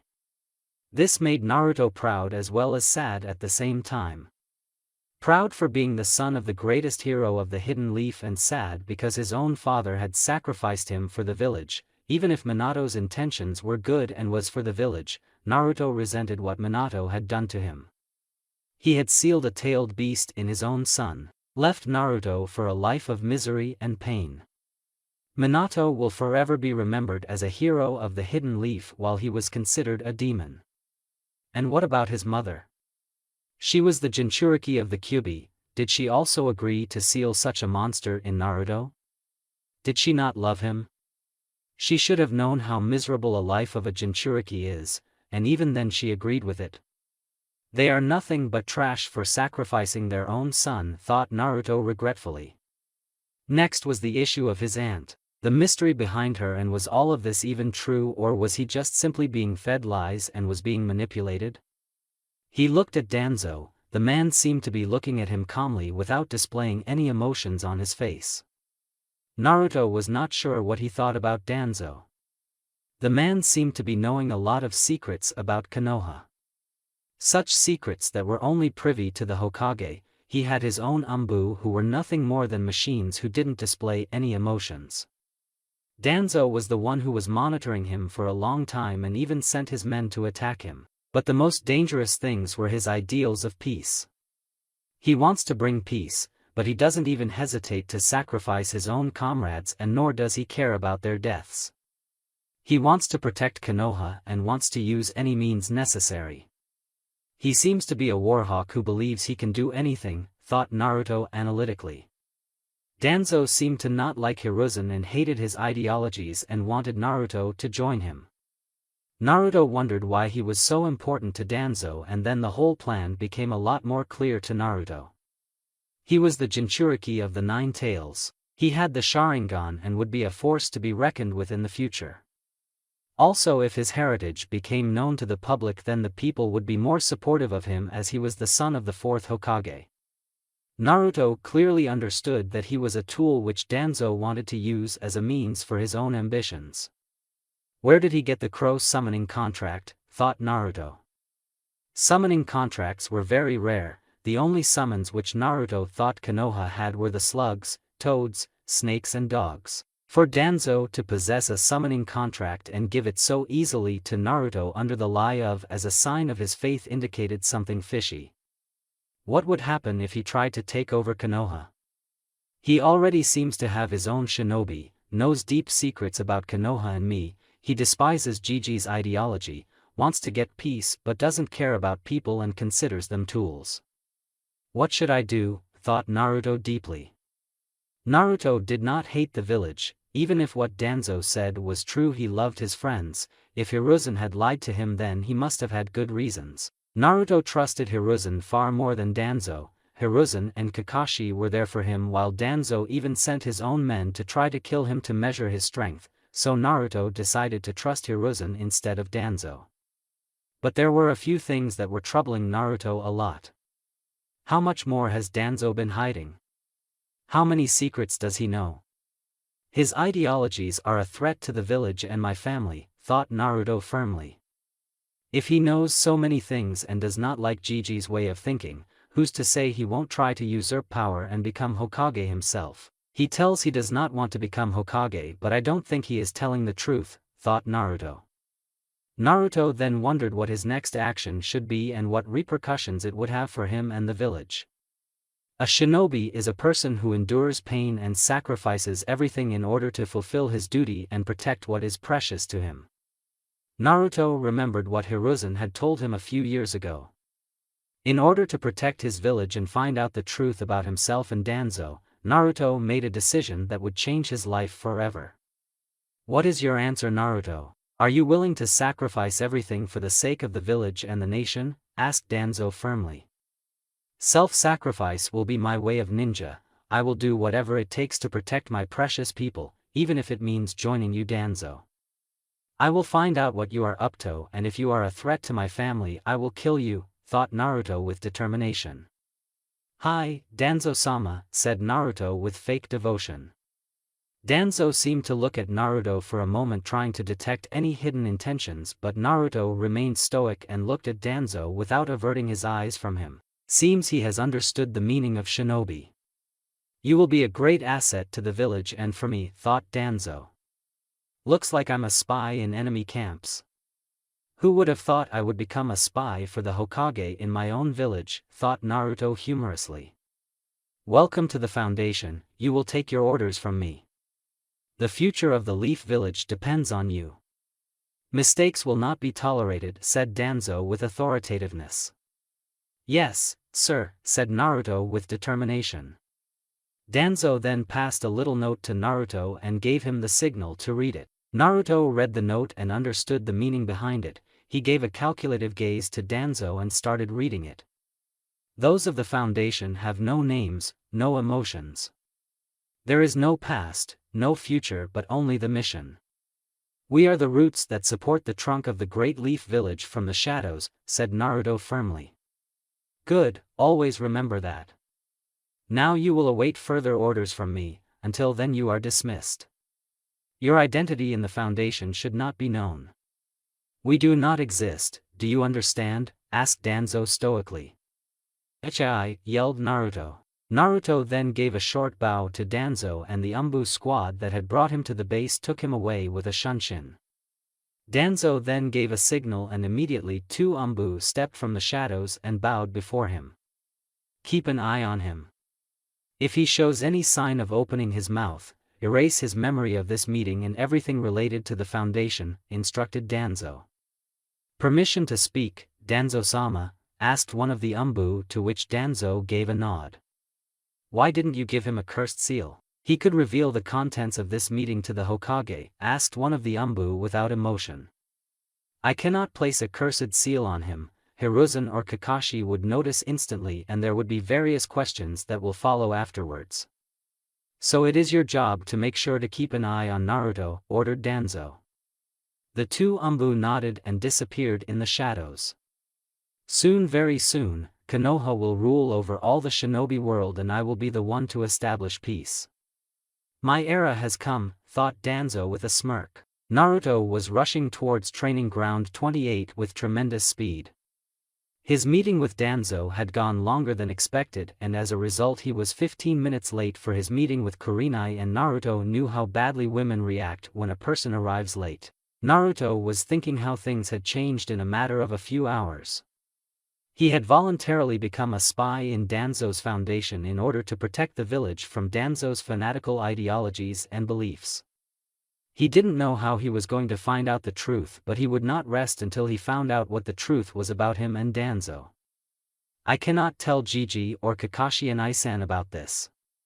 Danzo seems to be a very secretive person. If he has such sensitive information about me and Konoha, then surely he would have taken appropriate measures to cover his tracks. I will have to enter the Foundation and track down Danzo's activities by myself, thought Naruto with determination. Naruto then thought about his parents and a feeling of sadness came across his heart.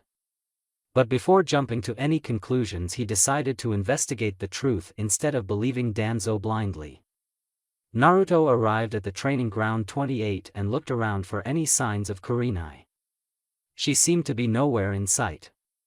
Guess I was late, thought Naruto dejectedly. Then immediately an idea came across his mind. He started concentrating in order to find any traces of Kurenai or anyone else's chakra in the area. At first it seemed that no one was there, but after a few more minutes of hard concentration Naruto found a faint trace of 2 chakra signatures coming from some distant trees. These 2 chakra signatures were so hard to detect that they must be ANBU or elite Jounin level ninja. Now the question was, were these ANBU/Jounin of the Hokage or of Danzo? Assuming them to be of Danzo's men, Naruto knew Danzo must be keeping an eye on him, so he decided to remain cautious and started searching for Kurenai's chakra signature again. He found a faint trace of chakra signature from a tree which was a few feet away from him. Walking towards the tree, Naruto quickly formed the ram seal and released a little chakra, dispelling the genjutsu. As soon as the genjutsu was dispelled, Naruto saw a person standing there giving him a stern look. This person was none other than Kurenai. Naruto flinched a little on seeing Kurenai's hard gaze and also felt guilty as it was his fault that she had to wait for him. "Naruto, why are you late?" asked Kurenai a little angrily. "Forgive me Kurenai, my training with Kakashi went a little longer and I got late." "I'm sorry," said Naruto apologetically and bowed in front of Kurenai. Kurenai was not a person who accepted excuses, she was a strict person who always accomplished her tasks on time and as such hated when people arrived late for work or gave excuses, but seeing Naruto bow before her asking for forgiveness melted her heart. She then put a hand on Naruto's shoulder. Naruto looked up and saw Kurenai giving him a small smile. "It's alright, but please don't let it happen again," said Kurenai softly. "Arigato Kurenai, I promise I won't ever be late again," said Naruto sincerely. Kurenai smiled a little on hearing Naruto's promise. "So, how were you able to see through my genjutsu? Even though I was not trying harder, still how were you able to spot me?" asked Kurenai curiously. "Oh, I was just lucky," joked Naruto rubbing the back of his head. "I don't think so," said Kurenai a little skeptically. "Alright, I was able to sense your genjutsu," said Naruto honestly. Kurenai seemed to be impressed with Naruto's ability, even if it was just a low-level genjutsu for an academy student to see it so easily and dispel it was quite impressive. "That's impressive, now shall we begin your training?" asked Kurenai a little enthusiastically. Training a person who was interested in genjutsu was always Kurenai's dream. That dream had failed with Yakumo, but with Naruto she hoped to give him proper guidance in genjutsu. "What are waiting for Kurenai?" said Naruto with enthusiasm. "Alright, now first I want you to tell me all you know about genjutsu," instructed Kurenai, wanting to know what Naruto knew about genjutsu. Genjutsu techniques are the illusion techniques of a ninja, they normally require hand seals. Genjutsu will use hypnotism to cause hallucinations in others. By causing such illusions they can cause their target mental pain and suffering just as real as physical hurt. Genjutsu is created when a ninja extends their chakra flow through the cerebral nervous system of their opponent to control their mind's chakra, thereby affecting their 5 senses, explained Naruto. "Excellent, now do you know the number of ways to dispel a genjutsu?" asked Kurenai. To combat the effects of genjutsu, there are 2 options. The first option is for the ninja to stop the flow of chakra in their body, and then apply an even stronger power to disrupt the flow of the caster's chakra. The second option is to have an outside ninja unaffected by the genjutsu make body contact, and use their chakra to disrupt the caster's flow. However, there are some other ways to break genjutsu. By causing intense pain to his own body a person can break genjutsu, or with the help of jujitsu like the Sharingan, concluded Naruto. Kurenai was very impressed with Naruto's perfect theoretical knowledge relating to genjutsu. "That's very accurate explanation, however there is one more way to break a genjutsu," said Kurenai calmly. "What is it?" asked Naruto curiously. "Strong smells are also able to break a person out of genjutsu. For example, if a person is caught in a genjutsu and if chili pepper bombs are bursted near him, then it would affect his sense of smell and thus will dispel the genjutsu casted on him," explained Kurenai. "That's strange," said Naruto. "In order to be able to use genjutsu, a person must have very good chakra control and a high level of intelligence so that he can make the genjutsu according to the battle scenarios," said Kurenai. "Well, I know some chakra control exercises and have mastered them," said Naruto. "Which exercises do you know?" asked Kurenai curiously. "I can do the leaf balancing taught at the academy, while Kakashi has taught me tree walking and water walking," said Naruto honestly. "That's logical given your condition. If you even want to learn any ninjutsu, you must at least know tree walking and water walking.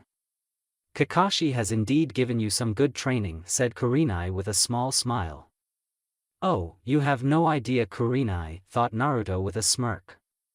"But considering you have very high chakra reserves, these chakra control exercises are not capable of effective control of genjutsu. I can understand why Kakashi was not able to teach you much because he is a ninjutsu specialist while I am a genjutsu specialist. With time I'll help you in learning genjutsu," said Kurenai confidently. Arigato Kurenai, do you have any chakra control exercise in mind? Asked Naruto curiously. Yes, in fact I know a few chakra control exercises that will help you increase your chakra control tremendously. But they won't be easy to learn and even harder to master, warned Kurenai. No matter what happens I will learn them, believe it, said Naruto with determination. Kurenai gave a true smile and was happy to see Naruto's fierce determination for learning genjutsu. Alright, the exercises which I am going to teach you are the kunai balancing and senbon balancing techniques. These are elite jounin level exercises. Normally you wouldn't need to do so much exercise to cast a genjutsu, but you have very large chakra reserves, so you will need to train harder in order to control your chakra, explained Kurenai. That's fine. So which one I'm going to learn first? Asked Naruto curiously. The kunai balancing chakra control exercise is the one which you are going to learn first. This exercise is divided into 3 parts. In the first stage you must make the kunai stand up in your hand with the help of your chakra, then in the second stage you use your chakra to balance on point of kunai that is stuck in the ground with the help of only one finger, and in the final stage you must use your chakra to make the kunai spin in your hand very quickly. This is the exercise, explained Kurenai briefly. Man, that sounds difficult, said Naruto tiredly. You are not giving up, are you? Said Kurenai with fake anger. Nah, it's difficult but I'll do it anyway, said Naruto with a smile. That's good, now take out a kunai and place it on your right hand, instructed Kurenai. Naruto took out a kunai from his pouch and placed it on his right hand. He then looked up to Kurenai for further instructions. Now use your chakra to lift the kunai on your hand as much as you can. Try to balance your chakra, said Kurenai, and took out her own kunai and showed Naruto how to do the exercise. Alright, all I need to do is channel my chakra in my hands in proper proportion, thought Naruto. He then started channeling a lot of chakra, but instead of getting the kunai to stand up it started twitching wildly in Naruto's hands. You are channeling way too much chakra, try to control your flow.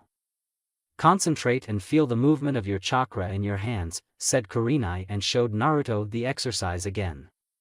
Alright, I have to reduce my chakra, thought Naruto. He then started channeling chakra in a limited proportion to his hand. The kunai lifted an inch on his hands. Naruto was trying very hard to maintain the steady flow of chakra in his hands, but the amount of concentration and the weight of the kunai were very tough to balance, and as a result after a few more moments he couldn't continue the exercise. Should I use the shadow clones to increase my training speed? Thought Naruto. Hey Kurenai, is there any other way to make this exercise a lot easier? Asked Naruto, even though he knew the answer he needed to hear Kurenai's answer. Well, there is only one technique that can help you, and that is the shadow clone jutsu, but that technique can be very dangerous as it drains your chakra quickly and you are not qualified to use it, said Kurenai sternly, making her point clear. Oh, is that so? Asked Naruto with a smirk and formed the hand sign.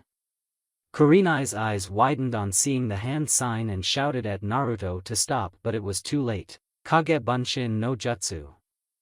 Immediately 10 Naruto clones stood around Kurenai with a smirk hidden behind their masks. Naruto, what the hell have you done? Yelled Kurenai angrily. Relax, I know this jutsu and I even know what it does. I can maintain my clones as I have more than enough chakra reserves, said Naruto calmly, unfazed by Kurenai's anger. Who taught you such dangerous jutsu? Asked Kurenai sharply. Well, Kakashi-nisan, said Naruto, but was cut off when he felt a little killer intent coming from Kurenai. After our training I need to have a talk with Kakashi, said Kurenai furiously. Hey, don't get mad, let me explain, said Naruto. He then explained his entire condition to Kurenai and how it did not harm him. At first Kurenai didn't believe him and was asking him to dispel the clones immediately, but after a few more minutes of seeing the clones trying to perform the exercise and not seeing even a little bit strain on Naruto, concluded that Naruto must have been speaking the truth. I wonder what else Kakashi has taught Naruto, thought Kurenai. See, I told you it does not have any side effect on me, said Naruto with a smirk. What else has Kakashi taught you? I hope it isn't very dangerous or else it won't end well for a certain Ika fan, said Kurenai with a dark aura tone. Man, she sure is protective, thought Naruto, but also smiled a little for seeing Kurenai's affection for him. Oh, nothing much, just this and that, said Naruto in an amused tone. Smartass are we? Well, for that you will practice this exercise with kunai in both of your hands at the same time, said Kurenai in a sadistic tone. What? Yelled Naruto. A few hours later, Naruto and Kurenai were sitting in the shade of a nearby tree enjoying the peaceful atmosphere.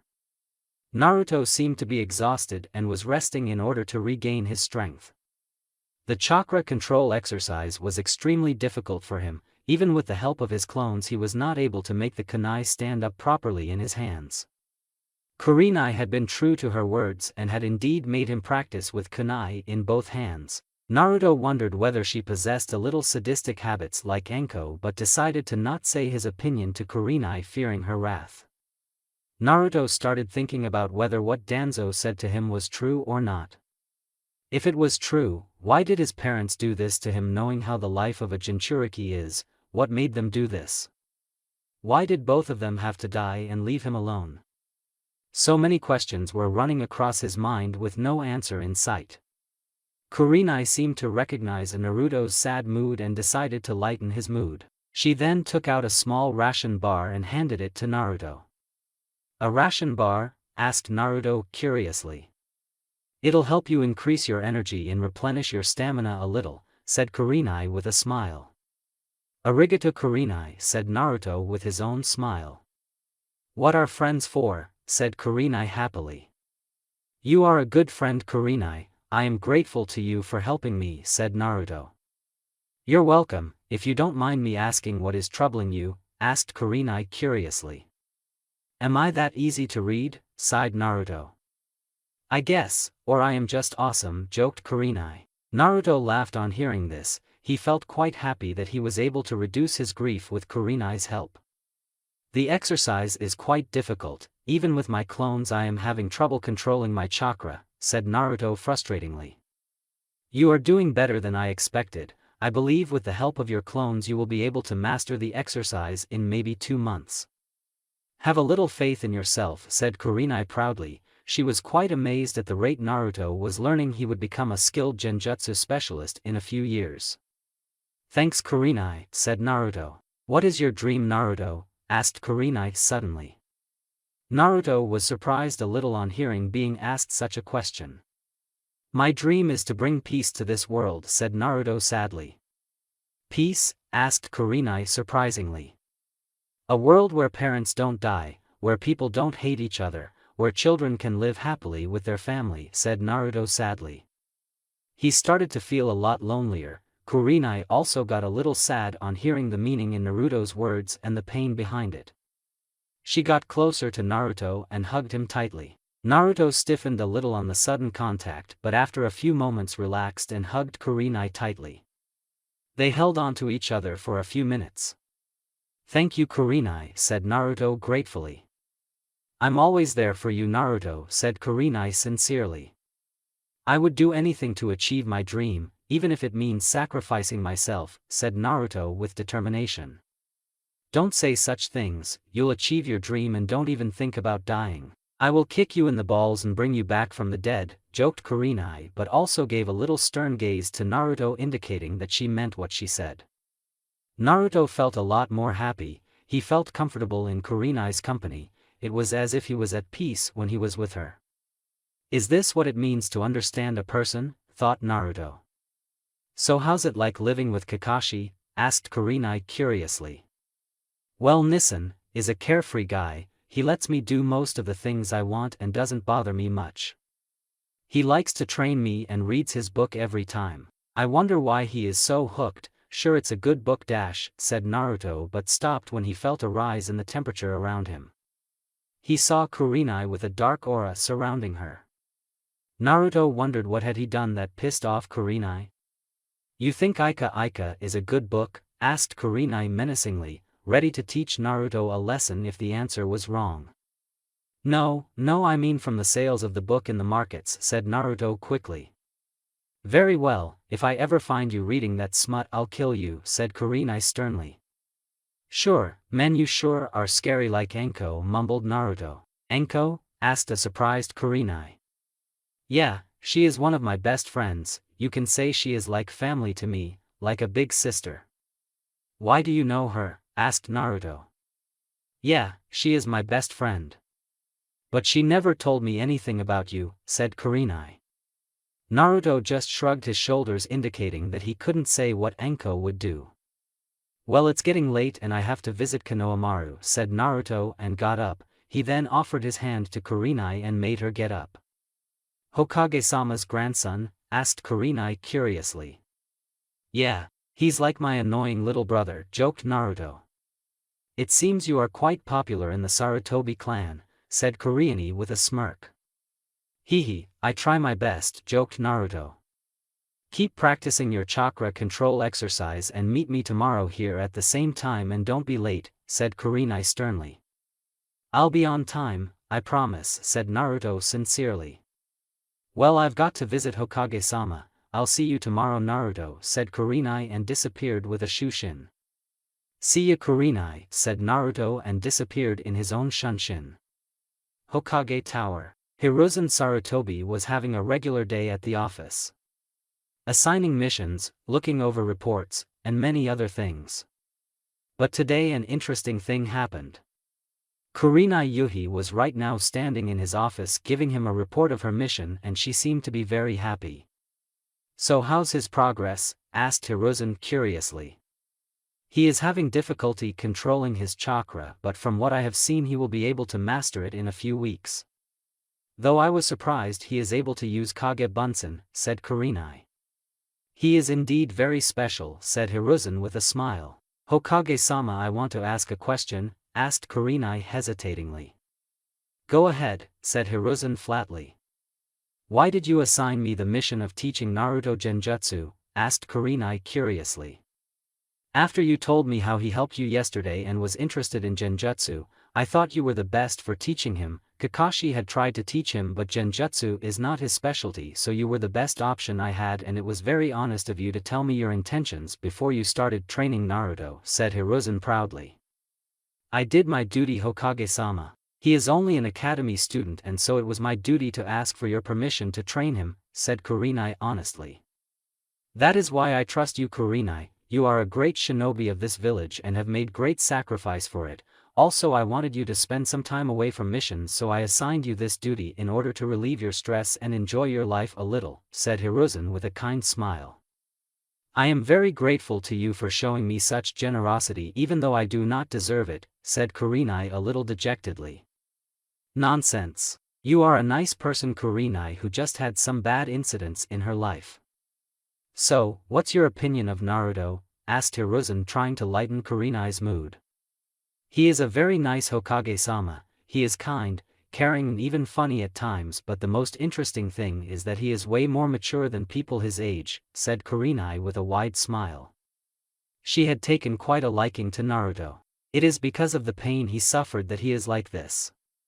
While growing up, Naruto had to face a lot of disdain from the people of this village. As a result, he had to increase his analytical ability to judge people so he could understand them, explained Hiruzen. That is very true, Hokage-sama, said Kurenai with pity. Don't give him that look, Kurenai. Naruto does not like when someone pities him. He always tries to overcome obstacles and his love for the village and those close to him is the greatest I have ever seen in a person after the Shodai Hokage. It would be better if I show you Naruto's love for his precious people, said Hiruzen kindly and took out his crystal ball. What do you want to show me? Asked Kurenai curiously. It's almost time, he must be at the gates by now, thought Hiruzen and gestured to Kurenai to look in the crystal ball. With Naruto. Naruto had arrived at the Sarutobi's clan compound in order to meet Konohamaru. This was one of the few clans in Konoha that accepted him as a person and not as the Jinchuriki of the Kyuubi. Most of the clan members of the Sarutobi clan were kind to Naruto even after so many of their clan had died because of the Kyuubi during its attack a few years ago. The guards at the gates gave a smile to Naruto, which he returned as well. The Sarutobi clan compound was a huge area. It covered a big lawn which had a small lake in it. There were many houses of various shapes and sizes in the compound, all of which surrounded a grand 3-story mansion. This mansion was of the Hokage. It had the best furniture in Konoha and was equipped with all the facilities. Only Hiruzen and his family stayed in his mansion. "I'm home," said Naruto happily and opened the door of the mansion. No sooner than a few seconds Konohamaru came running across the hall with a big smile on his face. "Naruto Nikken," yelled Konohamaru happily and jumped on Naruto. Naruto was taken back by the sudden weight and fell on the ground with Konohamaru on top of him. At first both of them stared at each other but soon started laughing loudly. "Welcome home Naruto," said a woman warmly. This woman was Emiko, Konohamaru's mother. She had jet black hair that reached up to her shoulders and had a fair-skinned body. She was a very beautiful woman who wore a simple dark purple blouse with a red plum skirt and a light yellow apron over it. "It's good to be home, Emiko Oba-chan," said Naruto with a smile. "Naruto, what have I told you to call me?" asked Emiko with mock anger. "Sorry Ka-chan," said Naruto sheepishly. Emiko loved Naruto like her own son. After the death of her husband during a mission, she was left to raise Konohamaru on her own. She faced a lot of difficulty in raising Konohamaru despite having the support of Hiruzen and her clan. She could never fulfill the role of a father in Konohamaru's life, but after Naruto came in their lives Konohamaru never missed his father as often as he did before. Konohamaru loved Naruto like his own elder brother and Naruto loved Konohamaru even more than anyone she knew. "Let's go outside and play together, Naruto Nikken," said Konohamaru enthusiastically. "Stop that Konohamaru-chan, Naruto must be hungry. You can play after he eats something," said Emiko sternly. Konohamaru became sad after hearing his mother and had a dejected look on his face. Naruto couldn't look at Konohamaru's such face. Naruto loved Konohamaru very much and always did something to make him happy, so he decided to do it this time too even though he was hungry. "It's okay, I can eat later, besides I'm not very hungry," lied Naruto with a smile. "Hehe, let's go Naruto Nikken," said Konohamaru and dragged Naruto away to the training grounds of the clan. "Those two," thought Emiko with a warm smile. Naruto and Konohamaru arrived at the training ground. It had all the things necessary for a shinobi to train. It had various dummy posts, a small armory, a dojo and a lot of targets for practicing kunai and shuriken training. "So what should we play?" asked Naruto curiously. "Let's play Ninja Naruto Nikken," said Konohamaru happily. Naruto chuckled on hearing that when he was Konohamaru's age he too liked playing ninja with his friends and it was one of his favorite games. He agreed to play the game readily. They both played for half an hour until Konohamaru stopped playing and took Naruto to the training grounds. "Hey Nikken, can you show me some cool jutsu, please?" begged Konohamaru with his puppy eyes. "Damn, I can't show him any ninjutsu or else he'll never stop until I teach him." What to do, thought Naruto, and then suddenly an idea hit him. "I'll show you my shuriken jutsu," said Naruto happily. He was the best at shuriken jutsu even though he didn't show it to everyone. There were 11 targets in the training area, all of these targets set in 11 different directions on 11 different trees. It would be easy to hit all of them. "Let's see if I can do that at the same time," thought Naruto jovially. Konohamaru was carefully watching what Naruto was going to do. After the death of his father his life had become lonely. He had no siblings and even though he had his mother and Gigi he still felt alone. But everything had changed after Naruto came into his life. He was the kind and gentle older brother that Konohamaru always wanted. Naruto was the best in whatever he did and no matter what happened he was always there for Konohamaru. Naruto was Konohamaru's ideal and he wanted to surpass him. Naruto took out 11 shuriken from his pouch and looked at his targets briefly. He then leapt high in the air and released all the 11 shuriken at the same time. The projectiles rushed towards their targets with great speed and what happened next shocked Konohamaru. All of the 11 targets were hit in the center by the shuriken and at the same time, even the one that was behind Naruto was hit perfectly. How did he do it? Thought Konohamaru was amazed by the display. "I hope that's good enough," said Naruto sheepishly. good enough? You freaking nailed every target, even the one in the back, yelled Konohamaru. Hee hee. Sorry about that, said Naruto with a small chuckle. Sometimes he just behaved a little clumsily. Nikon, can you please teach me this shuriken jutsu? Asked Konohamaru pleadingly. It'll have to wait. I have important training tomorrow, I must prepare, said Naruto sadly. He had joined the route and from tomorrow his training was going to begin. Also Konohamaru was a bit too young to learn shuriken jutsu. You're such a big fat liar, said Konohamaru with a cute pout on his face. I started training at his age too, but I still want him to have a childhood and not just spend it training, thought Naruto. Sorry about that, Konohamaru, we'll do it some other time, okay? Asked Naruto with a small sheepish smile. How can I even become Hokage if I cannot even surpass you? I'm stupid and I'm not even a good ninja and I'm dash, yelled Konohamaru. Tick, Naruto poked Konohamaru's forehead. You can become Hokage, said Naruto firmly. Konohamaru's eyes snapped and he looked at Naruto curiously. I believe in you, said Naruto with a warm smile. Konohamaru couldn't believe what he just heard. His Jiji had told him playfully that he could become Hokage, but no one had ever truly said to him that they truly believed that he would become the Hokage except Naruto. You believe in me? Asked a shocked Konohamaru. I wouldn't be a good big brother if I cannot even believe in my precious Otuto, ne? Asked Naruto with a smile. You would become a great Hokage, thought Naruto warmly. Konohamaru hugged Naruto tightly. He had finally found someone who truly believed in his dreams. He was accepted by his big brother and there was nothing else in life that could have pleased Konohamaru more.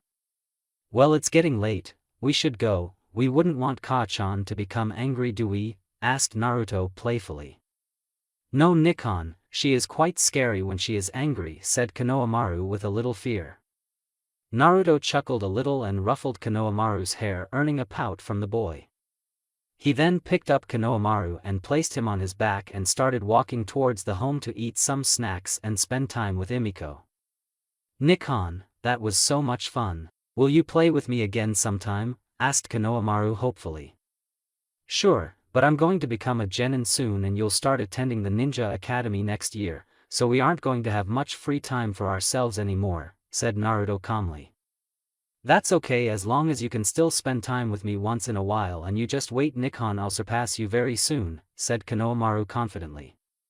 You are my brother, Konohamaru, I'll always be there for you even if it is just as an obstacle for you to overcome, said Naruto deeply. Konohamaru started to have a few tears in his eyes. He did not know Naruto loved him so much. Even if you do hate me, I'll always protect you, that's what big brothers are for, said Naruto happily. I love you, Nikon, said Konohamaru with tears in his eyes and hugged Naruto closely. I love you too, said Naruto with a true smile and started walking towards the house. Neither he nor Konohamaru had noticed that their conversation had been watched by 3 individuals. Hokage Tower. Hiruzen and Kurenai were stunned by how much Naruto loved Konohamaru. Both of them had a few tears in their eyes on seeing the emotional scene between the 2 brothers. I'm glad I met someone like Hokage-sama, he is such a good person, I just wish the villagers could see that in him too, said Kurenai and wiped her tears. His love is far greater than I thought, he is truly the hero of the Hidden Leaf, said Hiruzen proudly. He was so touched by seeing what those 2 boys were for each other. Itachi-kun, he is so much like you. I just wish he doesn't have to follow the dark path that you were forced to follow, thought Hiruzen sadly, but he had no idea that everything had changed. Naka River. Naruto was sitting at the bank of the Naka River. It was known as the River of Southern Joy and was located in the territory of the now deceased Uchiha clan.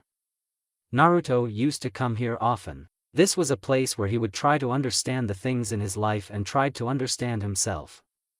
Even though he was never officially part of the Uchiha clan, but his father was an Uchiha and so he was too a part of it, and so by coming here he thought that he could somewhat be in the lands of his forefathers and enjoy the company. Naruto was still thinking about what Danzo said to him. He was still sad, but after spending some time with Emiko and Konohamaru his sadness had decreased quite a bit, and now he was just thinking what to do. Who can tell me the truth? I cannot ask Gigi or Kakashi-Nissen, they'll suspect me and my cover would be blown. Who can tell me the truth, thought Naruto in confusion. Only Kakashi and Hiruzen seemed to know of his parents, and then suddenly Naruto remembered who his father was, and if it was true then there was one person who could tell him the truth. Kyuubi, thought Naruto. He then started meditating in order to enter his mind and talk with the Kyuubi and find out the truth.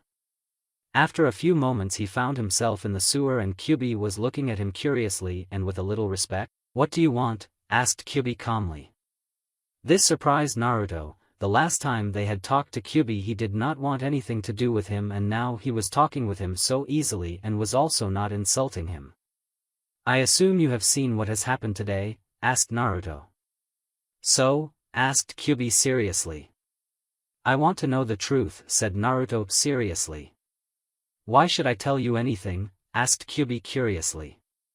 I have seen your love for your people, brat. Although it is just a nuisance, I am a kitsune and so loyal to my people too, and I respect you for that, thought Kyuubi. Because you are my friend, said Naruto simply. Friend? Asked Kyuubi and then started roaring with laughter. Naruto did not show any emotion and waited for Kurama to stop laughing. What if I told you that I was the one who killed your parents? Asked Kyuubi sternly, all humor gone from his voice. What? Asked a shocked Naruto. Everything that one-eyed freak told you is true. You are the son of that bastard and Kushina, said Kyuubi angrily. I see, said Naruto. Now what will you say? Would you still want to be my friend even after knowing I killed your parents? They both died sacrificing their lives for you, said Kyuubi seriously. This can't be true. They just used me to seal you in me, said Naruto a little angrily. That is true, but when I tried to kill you to stop the sealing they got in their way saying that they shall protect you, said Kyuubi honestly. Why are you telling me this? Asked Naruto with tears in his eyes. Knowing that his parents loved him and gave their lives to protect him melted his heart. He still resented them for making him a Jinchuriki, but he did not hate them. You are a very interesting person, and besides, what do I get by lying to you? Your hatred is weak and I'm stuck and you might as well tell you the truth. Now answer me, would you still like to be friends knowing that I am responsible for your pain and I don't regret any of it at all? Asked the Kyuubi seriously. My answer is still the same, said Naruto stoically. Are you an idiot? Do you even know what the hell are you saying? Yelled the Kyuubi angrily. Don't get the wrong idea. I still don't like that you killed my parents, but in a way I am also responsible for this, said Naruto calmly. How? Asked Kyuubi with genuine interest in his voice. Humanity has used the tailed beasts for decades for their own power and benefit. We took away your freedom, we were the ones who made you our slaves, no living being should have his freedom taken away. As a result you hate humanity for using you and your hatred towards us increases, and whenever you get the chance you try to take your revenge. I can understand your pain because like you I was also used as a tool, said Naruto sadly. Kyuubi was left speechless after hearing that. In his entire existence humans had been terrified of him, hated him, used him, feared him, but never had any human except the Rikudo Sannin asked to be their friend and understood their pain. Kyuubi then looked at Naruto intently. The boy was a descendant of the Rikudo Sannin and possessed his eyes and exceptional body. He loved even those who shunned him just like the sage, and he was the one who forgave him and wanted to be his friend. There will come a person who will guide you and show you the meaning of true power. Kyuubi still clearly remembered the words of Rikudo Sannin, and after considering everything made a decision that he had not made for any other human. Kurama, said the beast. What? Asked Naruto curiously. My name is Kurama, said Kyuubi with a little annoyance in his voice. Uchiha Naruto, said Naruto calmly. Uchiha? Asked the Kyuubi a little angrily. He still despised that name. The world knows me as Hatake Naruto or Uzumaki Naruto, but what I am truly is an Uchiha. I accept what I am and I hope you understand as my friend, said Naruto with a small smile. I despise that name, hissed Kyuubi. Why do you hate the Uchiha so much? Asked Naruto curiously. I don't want to answer that, and besides you have got some company, said Kurama, trying to avoid further talk. Very well, I accept you as my friend Kurama and I forgive you, said Naruto and disappeared from the sewer. I accept you as my friend too, Uchiha Naruto, perhaps you are the one Tousand talked about, thought Kurama with a smirk. Naka River. Naruto opened his eyes and saw Sasuke sitting beside him at the banks of the Naka River. He seemed to be sitting there quietly without showing any emotion on his face. It seems you are awake, said Sasuke and turned to face Naruto. Why are you here, Sasuke? Asked Naruto curiously. I regularly visit this place, it is a part of the Uchiha territory after all, but what are you doing here? Asked Sasuke skeptically. I visit this place too, it is peaceful and I like to sit by beside the river, said Naruto honestly. Both the boys seemed to become quiet for a while, enjoying the peace. The only sound that was made was that of the river. It was already night time and the moon was shining brightly and the reflection of the boys' faces was visible in the river. How are you so strong, Naruto? Asked Sasuke curiously. Naruto was taken aback by this sudden question. He decided to just not answer it, but then he remembered what Kakashi had told him and Sasuke's pain. Besides, he is still my brother, might as well give him a chance, thought Naruto. I fight to protect the people I care about. What do you fight for, Sasuke? Asked Naruto seriously. I want to avenge my clan and kill Itachi, that is what I fight for, said Sasuke a little angrily. You are wrong, Sasuke, said Naruto flatly. What? Asked Sasuke angrily. True strength does not come from hatred but by protecting someone precious to you. Tell me what is precious to you? Asked Naruto curiously. There is no one precious to me. My parents, my clan, everyone is dead and only I am left, said Sasuke sadly. You are wrong. You can still have friends if you want to be friends with people, said Naruto calmly. I don't want to be anyone's friend. I'm an avenger. I will avenge my clan and kill my brother, said Sasuke with determination. You are wrong again, Sasuke, hatred will only cause you more pain, said Naruto sadly. Don't you dare say that. You don't know anything about me, you don't know what it's like to lose your parents, yelled Sasuke. You are right, I never knew my parents and I cannot understand your pain, but I know what you are going through as I have been there. I was also an orphan before Kakashi adopted me and I can understand your loneliness and pain better than anyone in Konoha, said Naruto sincerely. How can you say that? Asked Sasuke curiously. He too wanted to know on what grounds Naruto was claiming that he understood him. I hope by doing this I am making the right choice, thought Naruto, and made a major decision. Because you and I are brothers, said Naruto and looked at Sasuke with his 3-tomo Sharingan. And that's it for the video. I hope you enjoyed it and until next time. Later.